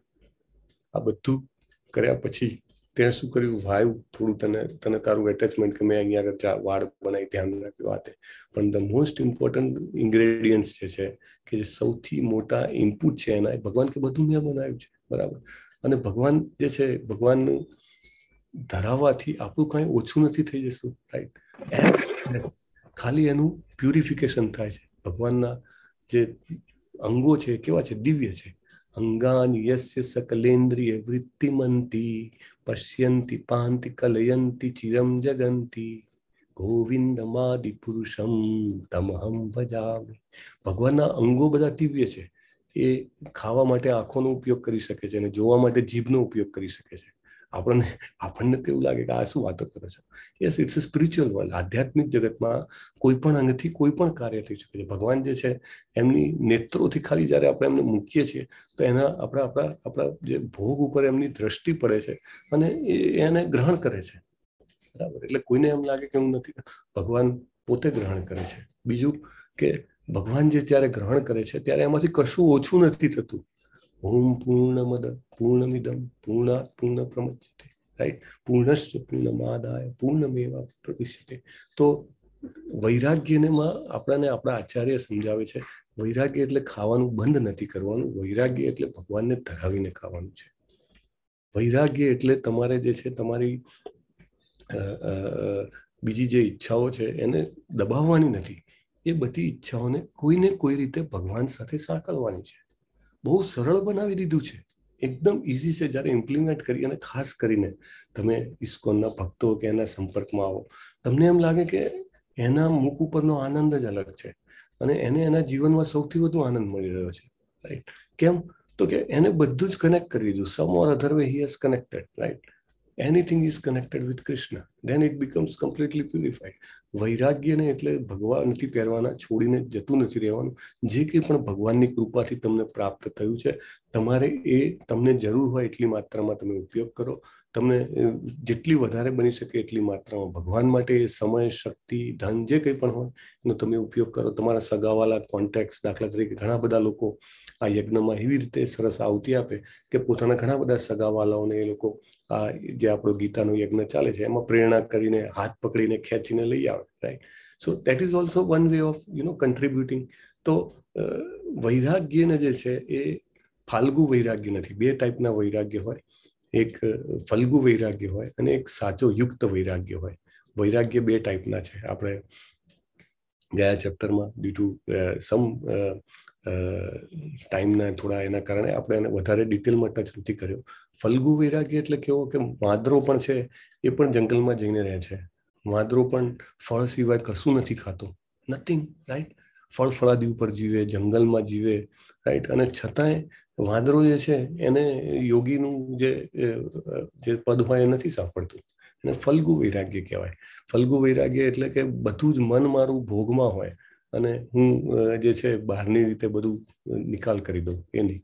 પણ યુક્ત વૈરાગ્ય એટલે બધું જ હોવા છતાં કશું જ નહીં. એમ હું જીવું છું એ જ સગવડોની વચ્ચે, પણ એ બધી જ સગવડ છે એ કૃષ્ણજી માટે છે અને એમને અર્પણ કરીએ છીએ અને એના પ્રસાદ તરીકે આપણને જે કંઈ પણ મળે છે, જે મિનિમમ મારે જરૂર હોય છે એનો ઉપયોગ કરું છું. That's enough. That is a યુક્ત વૈરાગ્ય. વૈરાગ્યને ચ ક્રિયતે. એટલે આ બે વસ્તુ કરવાથી, અભ્યાસ અને વૈરાગ્ય કરવાથી મન જરૂર કંટ્રોલમાં આવશે. બે સ્ટ્રેટ ફોરવર્ડ ફોર્મ્યુલા ભગવાને આપી છે, પણ એની સાથે કોમ્બિનેશનમાં ભગવાને ભક્તને જોડ્યા છે, કૌંતેય. એટલે આપણે પણ આ કરવા માટે, ઇમ્પ્લિમેન્ટ કરવા માટે સારું એસોસિએશન, સારો સત્સંગ બહુ જ જરૂરી છે. આપણને મેં તમને કીધું હતું કે અહીંયા ઘણા બધા લોકો એવા છે કે જે અનેકમી વખત ભગવદ્ ગીતાના આપણી ચર્ચામાં આવે છે, એકબીજાને સત્સંગ આપવાનો પ્રયત્ન કરે છે. એમનો આપણને મળે, આપણે એમને આપણો સત્સંગ આપીએ તો એકબીજાને જોઈએ. છેલ્લે માળા કરતી વખતે જ્યારે આપણે એકબીજાને જોઈને જપ કરીએ કે આપણે 2 દિવસથી ચાલુ કરી છે, ઓટોમેટિકલી આપણને સત્સંગ, એકબીજાનો ભાવ જે છે પ્રાપ્ત થાય, રાઈટ. અને તેથી અભ્યાસ કરવો સરળ બની જાય. સવારના ઇસ્કોનના મંદિરોમાં મંગળા આરતી પૂરી થાય, 4:30 મંગળા આરતી પૂરી થાય, લગભગ 5, 5:15 સુધીમાં નરસિંહ આરતી થાય, તુલસી આરતી થાય અને પછી બધા સાથે બેસીને લગભગ 2 કલાક સુધી હરે કૃષ્ણ મહામંત્રના જપ કરે. શું કામ સાથે બેસીને કરવાના, રાઈટ? કેમ બધા ઇન્ડિવિડ્યુઅલી પોતપોતાના રૂમમાં ન કરી શકે? કેમ બધાના રૂમમાં જગ્યા નથી કે મંદિરમાં આગળ પાછળ જ્યાં આગળ ગૌશાળા છે, મોટું મેદાન છે, કેમ બધા ન કરે? હા, કોઈને કંઈ ઊંઘ આવતી હોય અને ફરતા ફરતા કરે, that is all right. But otherwise sit together. આપણે કેમ છેલ્લે સાથે માળા કરીએ છીએ? બહુ બળ છે એકબીજાનું. ભગવાને અહીંયા કુંતી માતાને જોડ્યા છે, રાઈટ. તો to associate with devotees that help us to do practice અને ડિટેચમેન્ટ. અભ્યાસ અને વૈરાગ્ય કરવા માટે ઘણું અનુકૂળ બની જાય જો આપણને સારો સત્સંગ હોય. તો મન મિત્ર શું કે?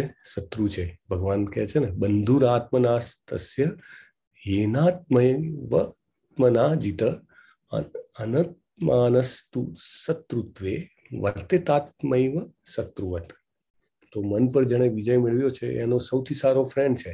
પણ જો આપણે મન પર વિજય નહીં મેળવીએ, આની આ એક મૂળ કે છે ને કે પ્રી કન્ડિશન ભગવાને નાખી છે. If you will not control our mind, આપણે મન પર વિજય નહીં મેળવીએ, મન આપણો શત્રુ બની જશે. અને શત્રુ બનતા શું થશે કે શત્રુ બનવાના કારણે આપણને એવા જગ્યાએ એવી પરિસ્થિતિમાં મૂકશે કે જેથી કારણે આપણને બહુ સહન કરવું પડશે. કારણ કે આપણો મોટામાં મોટો શત્રુ ક્યારેય આપણી બહાર નથી હોતો, આપણી અંદર જ હોય છે. એટલા માટે આને કંટ્રોલ કરવું બહુ જ જરૂરી છે. તમે સ્પિરિચ્યુઅલી આગળ વધવા માંગો કે ન વધવા માંગો, તમારે ભૌતિક રીતે પણ આગળ વધવું હોય, તમારે સામાજિક રીતે આગળ વધવું હોય, તમારે કોઈ પણ રીતે આગળ વધવું હોય, મનને આપણે જો આપણો ફ્રેન્ડ બનાવી દઈએ, એને આપણે કંટ્રોલમાં લઈએ તો ઇટ ઇઝ વેરી ઇઝી. મન અગ્નિ જેવું છે, નિયંત્રિત થાય ત્યારે ચમત્કારો કરે. કેવા ચમત્કારો થાય? ગેસમાં આપણે ખાવાનું બનાવીએ છીએ, કેવું સરસ પાકે છે, બરાબર ને? રોકેટમાં અગ્નિ હોય છે તો એને બીજા ગ્રહ સુધી લઈ જાય છે, રાઈટ. વિમાનોમાં જે ઈંધણ હોય છે એના કારણે વિમાન એક જગ્યાએથી બીજી જગ્યાએ લઈ જાય છે. પણ એ જ અગ્નિ જ્યારે દાવાનળ બનીને જંગલમાં ફેલાય ત્યારે એવું આપણે ઘણીવાર જોઈએ છે, ફોરેનમાં આગ લાગી હોય છે, આફ્રિકાના જંગલોમાં, અમેરિકામાં, તો સેંકડો દિવસ સુધી આગ બુઝાતી નથી, કારણ કે ઇટ્સ નોટ પોસિબલ. અનેક વૃક્ષો જે છે એમાં નાશ પામે, અનેક પ્રાણીઓ, અનેક પક્ષીઓ એમાં નાશ પામે છે. અને મન આપણને શારીરિક રીતે બીમાર કરી દે શકે છે, કારણ કે બહાર બધું તમને ખાવા પીવાની કાંઈ તકલીફ ના હોય, પણ જો મન કંટ્રોલમાં ના હોય તો આપણને high BP, diabetes, ulcer, Alzheimer આ બધું કેમ વધે છે? એ બધું વધવાનું કારણ છે કે મન આપણે કંટ્રોલમાં રાખતા નથી. જો આપણે ભગવાને કીધું એમ સરસ એસોસિએશનમાં રહીએ તો આપણને અભ્યાસ કરવાની ઈચ્છા થશે. સરસ એસોસિએશનમાં રહીએ તો આપણને ઓટોમેટિક જેને કહેવાય ને કે યુક્ત વૈરાગ્ય, ફલ્ગુ નહીં. કોઈ એમ આપણે એમ કહીએ હું તો આ નથી ખાતો તેને ફલ્ગુ વૈરાગ્ય કહેવાય. મનમાં પણ હોય ખાવું ને ક્યારેક ઓપોર્ચ્યુનિટી મળે તો ખાઈ પણ લઉં, એવું ફલ્ગુ નહીં, યુક્ત વૈરાગ્ય. બરાબર, એવો વૈરાગ્ય થાય આપણને. તો વ્યક્તિ હવે આગળ ભગવાન કહે છે કે આ જે યોગ છે, ભક્તિ યોગ જે છે, એ યોગમાં સફળતા પ્રાપ્ત કરવામાં જો નિષ્ફળ જાય તો શું થાય? તો બે પ્રકારનું એમાં રસ્તો ભગવાને બતાવ્યો છે કે એક તો બહુ જ એડવાન્સ થઈ જાય. સમજો ભક્તિ યોગમાં ઘણો એડવાન્સ હોય, ઘણો બધો આગળ વધી ગયો હોય અને છતાંય નિષ્ફળ થાય. નિષ્ફળ જવું એટલે શું? એ ભગવાન આપણને 8મા અધ્યાયમાં સમજાવશે. અંતકાલે ચ મામેવ સ્મરન મુક્ત્વા કલેવરમ. આપણને કહેશે અંતકાળ બહુ ઇમ્પોર્ટન્ટ છે. આખા જીવનનો જે પરીક્ષા છે અંતકાળ છે. પણ જો એ અંતકાળ યોગ્ય રીતે ના જાય તો જેને કહેવાય કે સક્સેસ ના ગયો, ફેલ ગયો, તો આખું જીવન બરાબર ગયો હોય, પરફેક્ટ રીતે સાધના કરી હોય, ભગવાનની ભક્તિ કરી હોય, પણ જો અંતકાળે જે છે એ જો ના થાય તો ભગવાન કહે છે અસફળ યોગી જે હોય છે એ આધ્યાત્મવાદીઓના કુળમાં જન્મ પામે છે કે જેઓ અતિશય જ્ઞાનવાન હોય. અતિશય જ્ઞાનવાન એટલે મેઘાવી કોને કીધા? આપણે જોયું હતું. મેઘાવી જેને કહેવાય કે જે ખરેખર સ્પિરિચ્યુઅલ મેટરને સમજી શકે. આધ્યાત્મિક જ્ઞાન જે છે ભગવદ્ ગીતાનું, એને સમજવા માટેની એની ઈચ્છા હોય. સમજી શકે નહીં, એને ઈચ્છા હોય. મોટા ભાગના લોકો જે છે મનુષ્યાણામ સહસ્ત્રેષુ, હજારોમાંથી એક જણને એવી ઈચ્છા થાય કે હું ભગવદ્ ગીતા સમજું. રાઈટ? તો એવી ઈચ્છા હોય એવા લોકોને બહુ જ જેને કહેવાય કે ઇન્ટેલિજન્ટ કહેવામાં આવે, સ્પિરિચ્યુઅલી ઇન્ટેલિજન્ટ. અને એવા કુળમાં જન્મ મળે અને પછી એવા કુળમાં જન્મ મળે એટલે બાળપણથી જ દેખાય એને. આપણે ઘણા બધા લોકો જોયા છીએ સો ફોર્ચ્યુનેટ ને એમના માતા પિતા જ એને સવારમાં એ જોતા હોય કે મારા માતા પિતા મંગળા આરતીમાં સવારના 4:30 ઉઠી જાય છે. મારા માતા પિતા જે છે એ જીવનના અમુક સમયે, અમુક મિનિટો, અમુક કલાકો જે છે હરે કૃષ્ણ કૃષ્ણ કૃષ્ણ હરે હરે, હરે રામ રામ રામ હરે એ કરવામાં વિતાવે છે. મારા માતા પિતા જે છે મારા ભાઈબંધોના માતા પિતા કરતા અલગ છે. એ બધું આવું બધું કરે છે. એ તુલસી આરતી કરે છે, તુલસીની પ્રદક્ષિણા કરે છે. આ કંઈક અલગ છે. રાઈટ? તો એવા ઘરમાં જન્મ મળવો બહુ જ મુશ્કેલ હોય છે. આપણે ઘણા નાના બાળકોના વિડીયોઝ ફરતા હોય છે કે ગીતાના શ્લોકો ફટ મોઢે બોલતા હોય. રાઈટ? તો એમને પૂર્વજન્મમાં એમાં પ્રયત્ન ખૂબ કર્યો હોય અને અહીંયા આગળ એને એવા માતા પિતા મળે એટલે ઓટોમેટિકલી એનું સરસ ગ્રોથ થાય. અને બીજું કે જો કંઈ ઈચ્છાઓ રહી ગઈ હોય કે ભાઈ ભક્તિ યોગની સાધના કરે છે પણ ઈચ્છાઓ રહી ગઈ તો શું? તો એવા પુણ્યાત્મા જે છે, એવા લોકો જે છે એ સ્વર્ગલોક કે જે ઉચ્ચ લોકો છે એમાં એમને જન્મ મળે છે. અને અનેક વર્ષો સુધી, કારણ કે આ જે ઉચ્ચ લોક છે, આપણે જે ગોલોક ચાર્ટમાં જોયું હતું, જે ઉપરના જે 6 લોક છે ને, એ 6 લોકમાં ઇન્દ્રિયોની શક્તિ 10,000 ગણાથી વધારે હોય છે. એટલે આપણે જેટલું જોઈ શકીએ એનાથી 10,000 ટાઈમ્સ they can see. આગળ પાછળ બધી દિશામાં જોઈ શકે. આપણે તો આંખ આગળ જ છે. પછી આપણે જે સ્વાદ ગ્રહણ કરવાની આપણી શક્તિ છે એના કરતાં પણ હજારો ગણી શક્તિ, સાંભળવાની હજારો ગણી શક્તિ, ત્વચાની હજારો ગણી. એટલે એને જે પણ ઈચ્છાઓ હોય, મનોકામના હોય, એની ત્યાં પૂર્ણ થાય. ત્યાં જે ઇન્દ્રિયોના ભોગોના વિષયો છે એ પણ એટલા ઘણા પાવરફુલ છે કે ખાવાની વસ્તુઓ તો એટલી જ પાવરફુલ છે. ત્યાંના દ્રશ્યો એટલા જ નયન રમ્ય છે. તો એની બધી ઈચ્છાઓ ત્યાં પૂર્ણ થાય અને પછી એ ભગવાનના ભક્તના ઘરે અથવા ગર્ભ શ્રીમંતના ઘરે જન્મ પ્રાપ્ત કરે. ગર્ભ શ્રીમંતના ઘરે કરે તો શું થાય કે બેઝિક નેસેસિટી ઓફ લાઈફ, જે જીવનની મૂળભૂત જરૂરિયાત છે, એને પ્રાપ્ત કરવા માટે બહુ મહેનત ના કરવી પડે. એટલે immediately he can focus to the next step કે જે આધ્યાત્મિકતા છે. રાઈટ? તો એવા ઘરે એને જન્મ પ્રાપ્ત થાય. એટલે ભગવાને આજે છે એશ્યોરન્સ આપ્યું છે કે આપણે આ પાથમાં જેમ જેમ આગળ વધીશું, જેમ જેમ ભગવદ્ ગીતાને વધારે નજીક જાશું, એમ ઇવન ધો આપણે સંપૂર્ણ રીતે એને ન સમજીએ અને આપણું આ જીવન પૂરું થાય છતાં પણ ભગવાન ગેરંટી આપે છે કે તમારી ઈચ્છાઓ જો હશે કે મારે કંઈ ભોગવવું છે તો તમને સરસ ભોગવવાનું પૂરું કરીને પછી તમને નેક્સ્ટ એવો જન્મ આપે કે તમે આગળ વધી શકો. અને જો ઈચ્છાઓ ન હોય અને થોડીક આપણી આધ્યાત્મિક યાત્રા બાકી હોય તો ઇમિડિયેટલી એવા ઘરે જન્મ આપે કે આપણને તરત અપલિફ્ટમેન્ટ મળે. સો ભગવાન અહીંયા આગળ એશ્યોરન્સ આપે છે. તો બધા જે યોગ છે, કર્મયોગ, જ્ઞાન યોગ, અષ્ટાંગ યોગ, એ બધા જે છે સીડીના પગથિયા જેવા છે. રાઈટ? કે અલ્ટિમેટ જે છે, લાઈક સુખદેવ ગોસ્વામી હતા કે સનત કુમારો હતા, એ બધા જે છે બધા જ્ઞાની અને યોગી હતા. એમને જે છે બ્રહ્મમાં વધારે રસ હતો, પરમાત્મામાં અને બ્રહ્મમાં એ વધારે ઇન્ટરેસ્ટેડ હતા, જ્ઞાન યોગી હતા. પણ જેવું એમને ભગવાનનું નામ સાંભળ્યું અને જેવી એમને ભક્તિના વિજ્ઞાનની ખબર પડી, એ છે તરત જ એ લોકો જે છે ભગવાનના ભક્ત બની જાય છે. એટલે ભક્તિ યોગ જે છે એ ટોપ છે. પ્રભુપાદ લખે છે, સરસ સમજાવે છે, ડિટેલમાં ફકરાઓ છે એની ઉપર, તમે વાંચજો કે દરેક યોગનું એપિટોમ એટલે કે ટોપ એ જે છે ભક્તિ યોગ છે. એટલે જ્યારે વ્યક્તિ બહુ સરસ કર્મયોગમાં આગળ વધે, બહુ સરસ જ્ઞાન યોગમાં આગળ વધે, બહુ સરસ અષ્ટાંગ યોગમાં આગળ વધે, ત્યારે જો એને છેલ્લી પ્રસાદી મળે ને, પ્રસાદી ભક્તિ યોગની છે. ઇટ ઇઝ ટુ રેર, કારણ કે ઇટ નીડ્સ શ્રદ્ધા. એટલે ઇટ ઇઝ વેરી રેર. એટલે એ જે છે તમામ યોગની લક્ષ્ય જે છે એ ભક્તિ યોગ છે. આધ્યાત્મિક યોગમાં શરૂઆત જે છે એ સેવાથી થાય છે. અને સેવા કેવી રીતે કે લાઈક ભગવાનને ફૂલ ચડાવવું, મંદિરની સફાઈ કરવી, દાન કરવું, રાઈટ. અને આ અભ્યાસ કરતી વખતે ઘણા બધા જ્ઞાનીઓ પણ મળે. ધીમે ધીમે આપણને જે ભગવદ્ ગીતામાં બીજા અધ્યાયમાં 11 થી 30, 20 શ્લોકમાં જે ભગવાને સમજાવ્યું કે આપણે શરીર નથી, આપણે આત્મા છીએ, આત્મા અને પરમાત્મા હૃદયમાં રહે છે, એ બધું આપણને ધીમે ધીમે રિયલાઇઝેશન થાય. ખાલી સાંભળીએ એ પહેલી સ્ટેપ છે. સાંભળવું પણ બધાના નસીબમાં નથી. ભારતની બહાર વસતા લોકો માટે તો એ નેક્સ્ટ ટુ ઇમ્પોસિબલ છે. ભારતમાં એટલીસ્ટ આ મોકો છે કે ફર્સ્ટ સ્ટેજનું તો બાળક નાનું હોય ને તો ખબર પડી જાય. બાળક પણ ઘણી વાર રોતા રોતા સારા શબ્દોમાં કે મારો આત્મા ના પાડે છે, રાઈટ. એટલે એને ખબર છે કે હું જે છે આ શરીર નથી, આત્મા છું, રાઈટ. અને વનમાં જાય અને આ બધું એ શીખે. એટલે બધા જ યોગનો શ્રેષ્ઠ યોગ છે એ ભક્તિ યોગ છે. અને ભગવાન છેલ્લે આ અધ્યાયના છેલ્લા શ્લોકમાં ડિસિઝન આપી દે છે, ફાઇનલ સ્ટેટમેન્ટ. યોગીનામ અપી સર્વેષામ મદ્ગતેન અંતરાત્મના. એટલે ભગવાન કહે છે બધા યોગીઓમાં જેટલા પણ ટાઈપના યોગી છે, અષ્ટાંગ યોગી, જ્ઞાન યોગી, કર્મ યોગી, યોગીનામ અપી સર્વેષામ, સર્વેષામ એટલે બધામાંથી, મદ્ગતેના અંતરાત્મના, જે યોગી શ્રદ્ધાપૂર્વક મારું પારાયણ કરે છે. તમે વિચાર કરો કે બધા યોગીઓમાં ભગવાન કહે છે શ્રદ્ધાપૂર્વક મારું પારાયણ કરે છે, પોતાના અંતઃકરણમાં મારું ચિંતન કરે છે, દિવ્ય પ્રેમમય સેવા કરે છે, તે યોગમાં મારી સાથે અત્યંત ગાઢ રીતે સંકળાયેલું છે અને બધામાં સર્વોચ્ચ છે.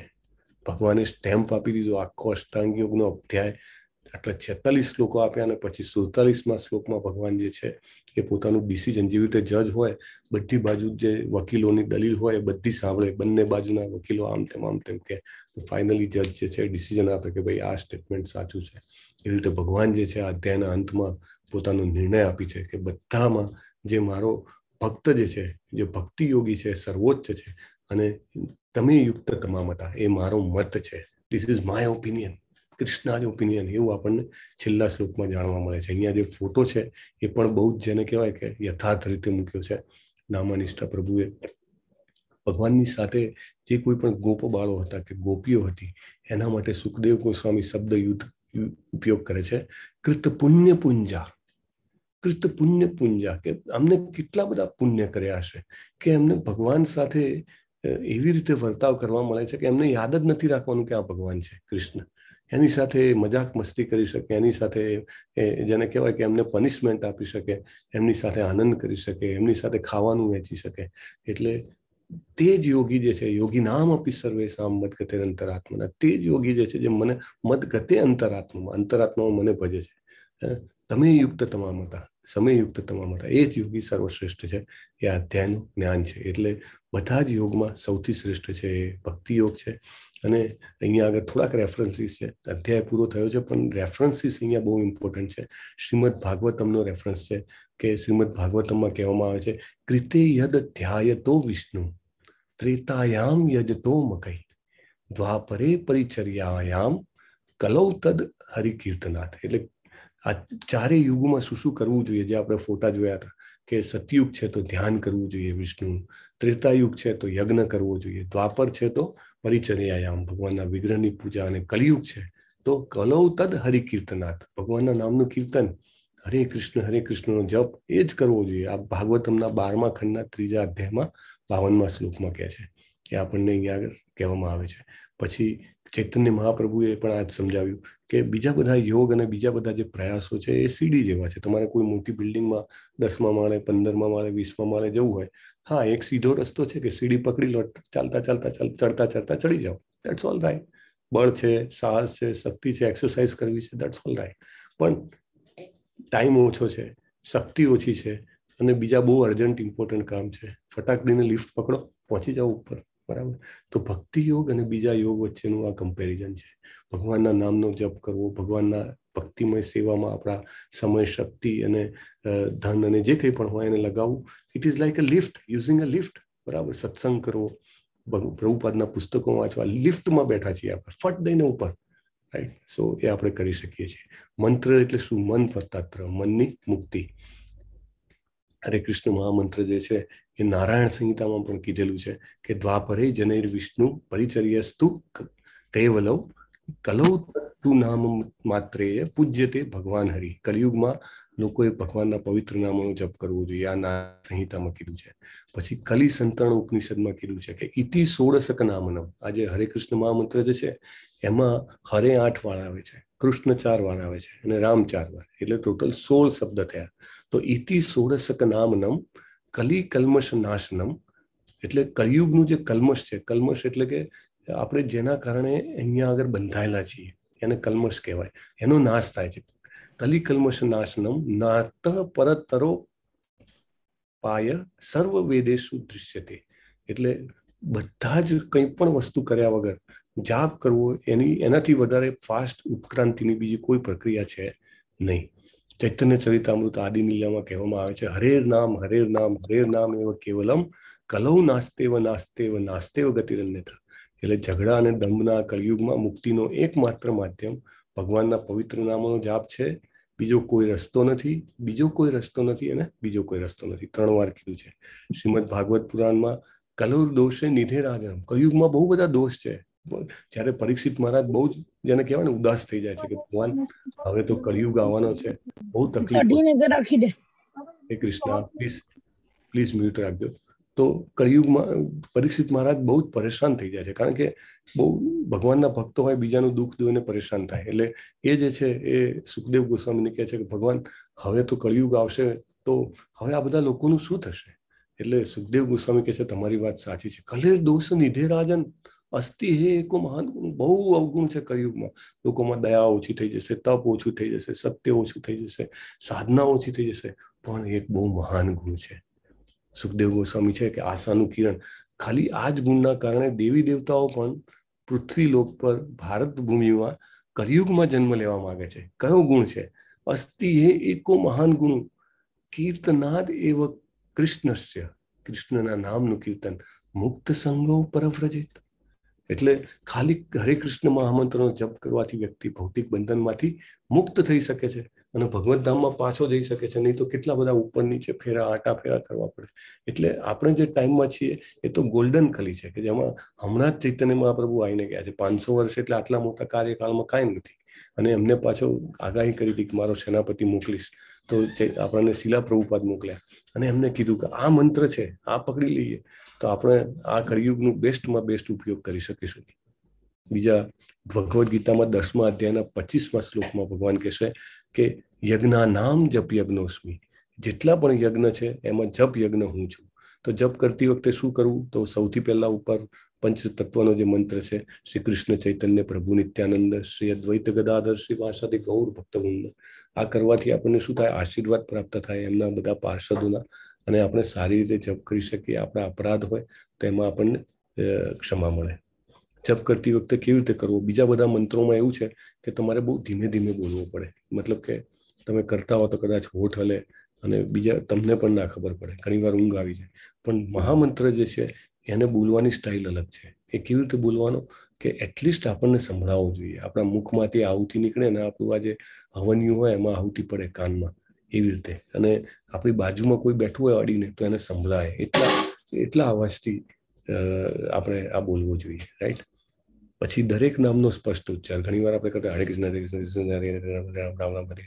ઘણીવાર લોકો માળા કરે કે મારે તો 2 મિનિટમાં થઈ જાય ચાકી માળા, પણ એમાં ઘણા બધા હરે ખવાઈ જતા હોય, એ ના બોલતા હોય, કૃષ્ણ ના બોલતા હોય, રામ ના બોલતા. એવું નહીં, 16 શબ્દ ક્લિયરલી આપણે ઉચ્ચાર કરવા જોઈએ.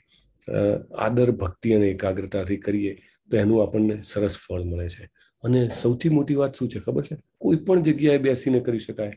ઊંઘ આવતી હોય તો ચાલતા ચાલતા કરી શકાય. પેલા જે જપ હોય એમાં તો એવું કે પૂર્વ દિશા કે ઉત્તર દિશામાં આપણે મુખ રાખવું પડે. પણ શ્રી કૌરની તાઈ કી જાય. પણ આ જે છે એમાં તમે કોઈ પણ ડાયરેક્શનમાં મોં રાખીને કરી શકો છો. સોફા પર તમારે બેસવું હોય, તમે બહાર ગયા હોય, અહીંયા ભાઈ જુઓ જંગલમાં બેઠા છે અને સરસ નદી કિનારે કરી રહ્યા છે, કોઈ પણ દિશામાં ક્યારે પણ કરી શકો. બીજું સમય કોઈ એમ કે ભાઈ મારે તો નાઇટ શિફ્ટ ચાલે છે એટલે હું તો સવારે ના કરી શકું, બપોરે કરી શકું. ઓકે, બપોરે કરો. આજે હું વિલાસ પ્રભુ સાથે વાત કરતો હતો, કહેતા હતા કે બધી પતી ગઈ છે, મારે 2 માળા બાકી છે, રાઈટ. તો સવારે કરતા હતા, રાઈટ. બીજી બધી તો બ્રહ્મ મુહૂર્તમાં પતાવી દીધી, પણ લાઈક દેટ. પણ સૌથી વધારે જે બેસ્ટ ટાઈમ છે ને, કે જ્યારે આખી દુનિયા તમારા ઉપર હુમલો ના કરતી હોય, કારણ કે 6-7 વાગે ને વોટ્સએપનો મારો અને મેસેજીસ, તમારા બધા કામ, ઘણીવાર ફોન આવી જાય, પડોશી ક્યારેક બોલાવતા હોય, છાપું આવી ગયેલું હોય, તો એવી વખતે નહીં. Best time is 4:30. બ્રહ્મ મુહૂર્ત એટલે શું? બ્રહ્મ મુહૂર્ત એટલે 2 પ્રહર પહેલા સૂર્યોદયના. 1 પ્રહર એટલે 48 મિનિટ, એટલે 96 મિનિટ બિફોર સૂર્યોદય. તમે જ્યાં પણ રહેતા હો, જે પણ દેશમાં હો, ત્યાં આગળનો સૂર્યોદયનો ટાઈમ જોવાનો અને એના -1.5 કલાક કરી નાખવાનો, એપ્રોક્સિમેટલી 90 મિનિટ. તો 4:30 વાગે જનરલી બધે ઇસ્કોનમાં આરતી થતી હોય, તો એ ટાઈમ જે કરો ને તમે કરીને જોજો. તમને એવું લાગશે કે હું દિવસે 10 માળા કરું છું ને સવારે 1 કરું છું ને એવી લાગે એમ. તો એ ટાઈમ બેસ્ટ છે. પણ કોઈને અનુકૂળ ના આવતું હોય, it's all right. Any time is okay. ક્યારેક એવું હોય કે ભાઈ રાત્રે સૂતા પહેલા પણ આજે મારે માળા કરવી છે, 1 બાકી છે, રાતે 12 વાગે પણ. ઘણી વાર તો લોકો મેં એવા જોયા છે કે ક્યારેક ઊંઘ નથી આવતી તો શું કરવાનું, કે માળા લઈ લેવાની. અમારા એક પાર્ટિસિપન્ટ તમને મળ્યા હતા 20મી બેચમાં, તો એ કહેતા હતા કે હું તો ઊંઘની ગોળી લેતી હતી, પણ કે મેં માળા ચાલુ કરીને તો મને તરત ઊંઘ આવી જાય છે, એટલે હવે હું ઊંઘવા માટે માળા કરું છું. સો મેં કીધું એવું નહીં કરવાનું. પણ anyway, good part of it is કે ગમે ત્યારે કરી શકો છો, સ્નાન કરતા પહેલા કે પછી. ક્યારેક એવું હોય કે માતાજી કહેતા હતા મને કે મને શિયાળામાં સવારના નાહી લઈએ ને તો મને બહુ પેલું શરીર અક્કડ થઈ જાય છે. Okay, do it before bath, no problem, right, કોઈ ઇસ્યુ નથી. પણ કોઈ એમ કે હું એમને બોલી જાઉં છું, આખો દિવસ બોલું છું, ધેટ્સ ઓલ રાઈટ. પણ માળા ઉપર કરવું બહુ જરૂરી છે. ગણીને કરવાનું, માળા ઉપર કરવાનું. અને તુલસીની માળા બહુ બેસ્ટ છે. ભગવાનને તુલસી ખૂબ પસંદ છે. આપણને પરેશકુમાર પ્રભુએ યાદ કરાવ્યું હતું ને કે કંઈ પણ અર્પણ કરવું હોય તો તુલસી દલ મૂકવાનું, રાઈટ. તો એવી રીતે આપણે હંમેશા તુલસીની માળાથી કરીએ. આપણા મંદિરના ટેમ્પલની લિંક પર મળે છે. હું વિનંતી કરીશ અમરીશ પ્રભુને કે લિંક શોધીને આજે નહીં તો કાલે મૂકી દેજો. તો ગણતરી કરીને મિનિમમ 1 માળા કરવી બહુ જરૂરી છે લાઈફમાં. તમે જોજો, તમે કરવાનું શરૂ કરો, તમને એના જે બીજા બધા તમારી જે આધ્યાત્મિક ઈચ્છાઓ જે છે એના માટે તમને ફાયદાકારક થશે. શું ના કરવું? તો ખાલી પાઠમાં કરે કે હું ખાલી હરે કૃષ્ણ હરે કૃષ્ણ હરે કૃષ્ણ હરે કૃષ્ણ કરું, એવું નહીં. આખો ભાગ કરવાનો. બીજું કે મેઇન જે મણકો છે સુમેરુ, એની પર ન કરો, કારણ કે પછી ગણતરી નહીં આવે તમને. પછી મોબાઈલ જોતા જોતા કે ચોપડી વાંચતા કે લેક્ચર સાંભળતા ન કરવું જોઈએ. જપ કરવાથી પાપની આપણી જેટલી પણ રિએક્શન છે, આપણા કર્મો છે, એ આપણું અકર્મ થઈ રહ્યું છે. એટલે અકર્મ થાય એટલે કર્મ અને વિકર્મના જે ફળો હોય એ બધામાંથી આપણને મુક્તિ મળે છે. પછી ખરાબ ટેવોમાંથી રાહત મળે છે, રાઈટ. કોઈ પણ ખરાબ વિચારોની ઈચ્છાઓના ગુલામીમાંથી છૂટીએ છીએ અને આપણને બહુ જ સ્ટ્રેસ હોય, એન્ઝાયટી હોય, એનાથી આપણને સ્વતંત્રતા મળે છે. જુઓ છો તમે આ ભક્તો કેટલા આનંદમાં છે. જોઈને જ આપણને હૃદયમાં આમ ગદગદ થઈ જઈએ, રાઈટ. મનની શાંતિ મળે છે અને વાસ્તવિક સાચું સુખ અને છેલ્લે મોક્ષ સુધી આપણને લઈ જાય છે. તો આપણે આજના અધ્યાયમાં જોયું. પહેલા 9 શ્લોકોમાં અષ્ટાંગ યોગમાં કેવી રીતે આગળ વધવું, પછી 32મા સુધીમાં અભ્યાસના સ્તર સુધી કેમ પહોંચવું, 33 થી 36માં મનને કેમ નિયંત્રણ કરવું, 37 થી 45માં અસફળ યોગી ક્યાં પહોંચે છે, અને છેલ્લા 2 શ્લોકમાં ભગવાન કહે છે કે ભક્તિ યોગ સર્વશ્રેષ્ઠ છે. તો with that we complete today's chapter. વાંછા કલ્પતરુભ્યશ્ચ કૃપા સિંધુભ્ય એવ ચ પતિતાનાં પાવનેભ્યો વૈષ્ણવેભ્યો નમો નમઃ. અનંત કોટિ વૈષ્ણવવૃંદ કી જય. શ્રીલા પ્રભુપાદ કી જય. ભગવદ ગીતા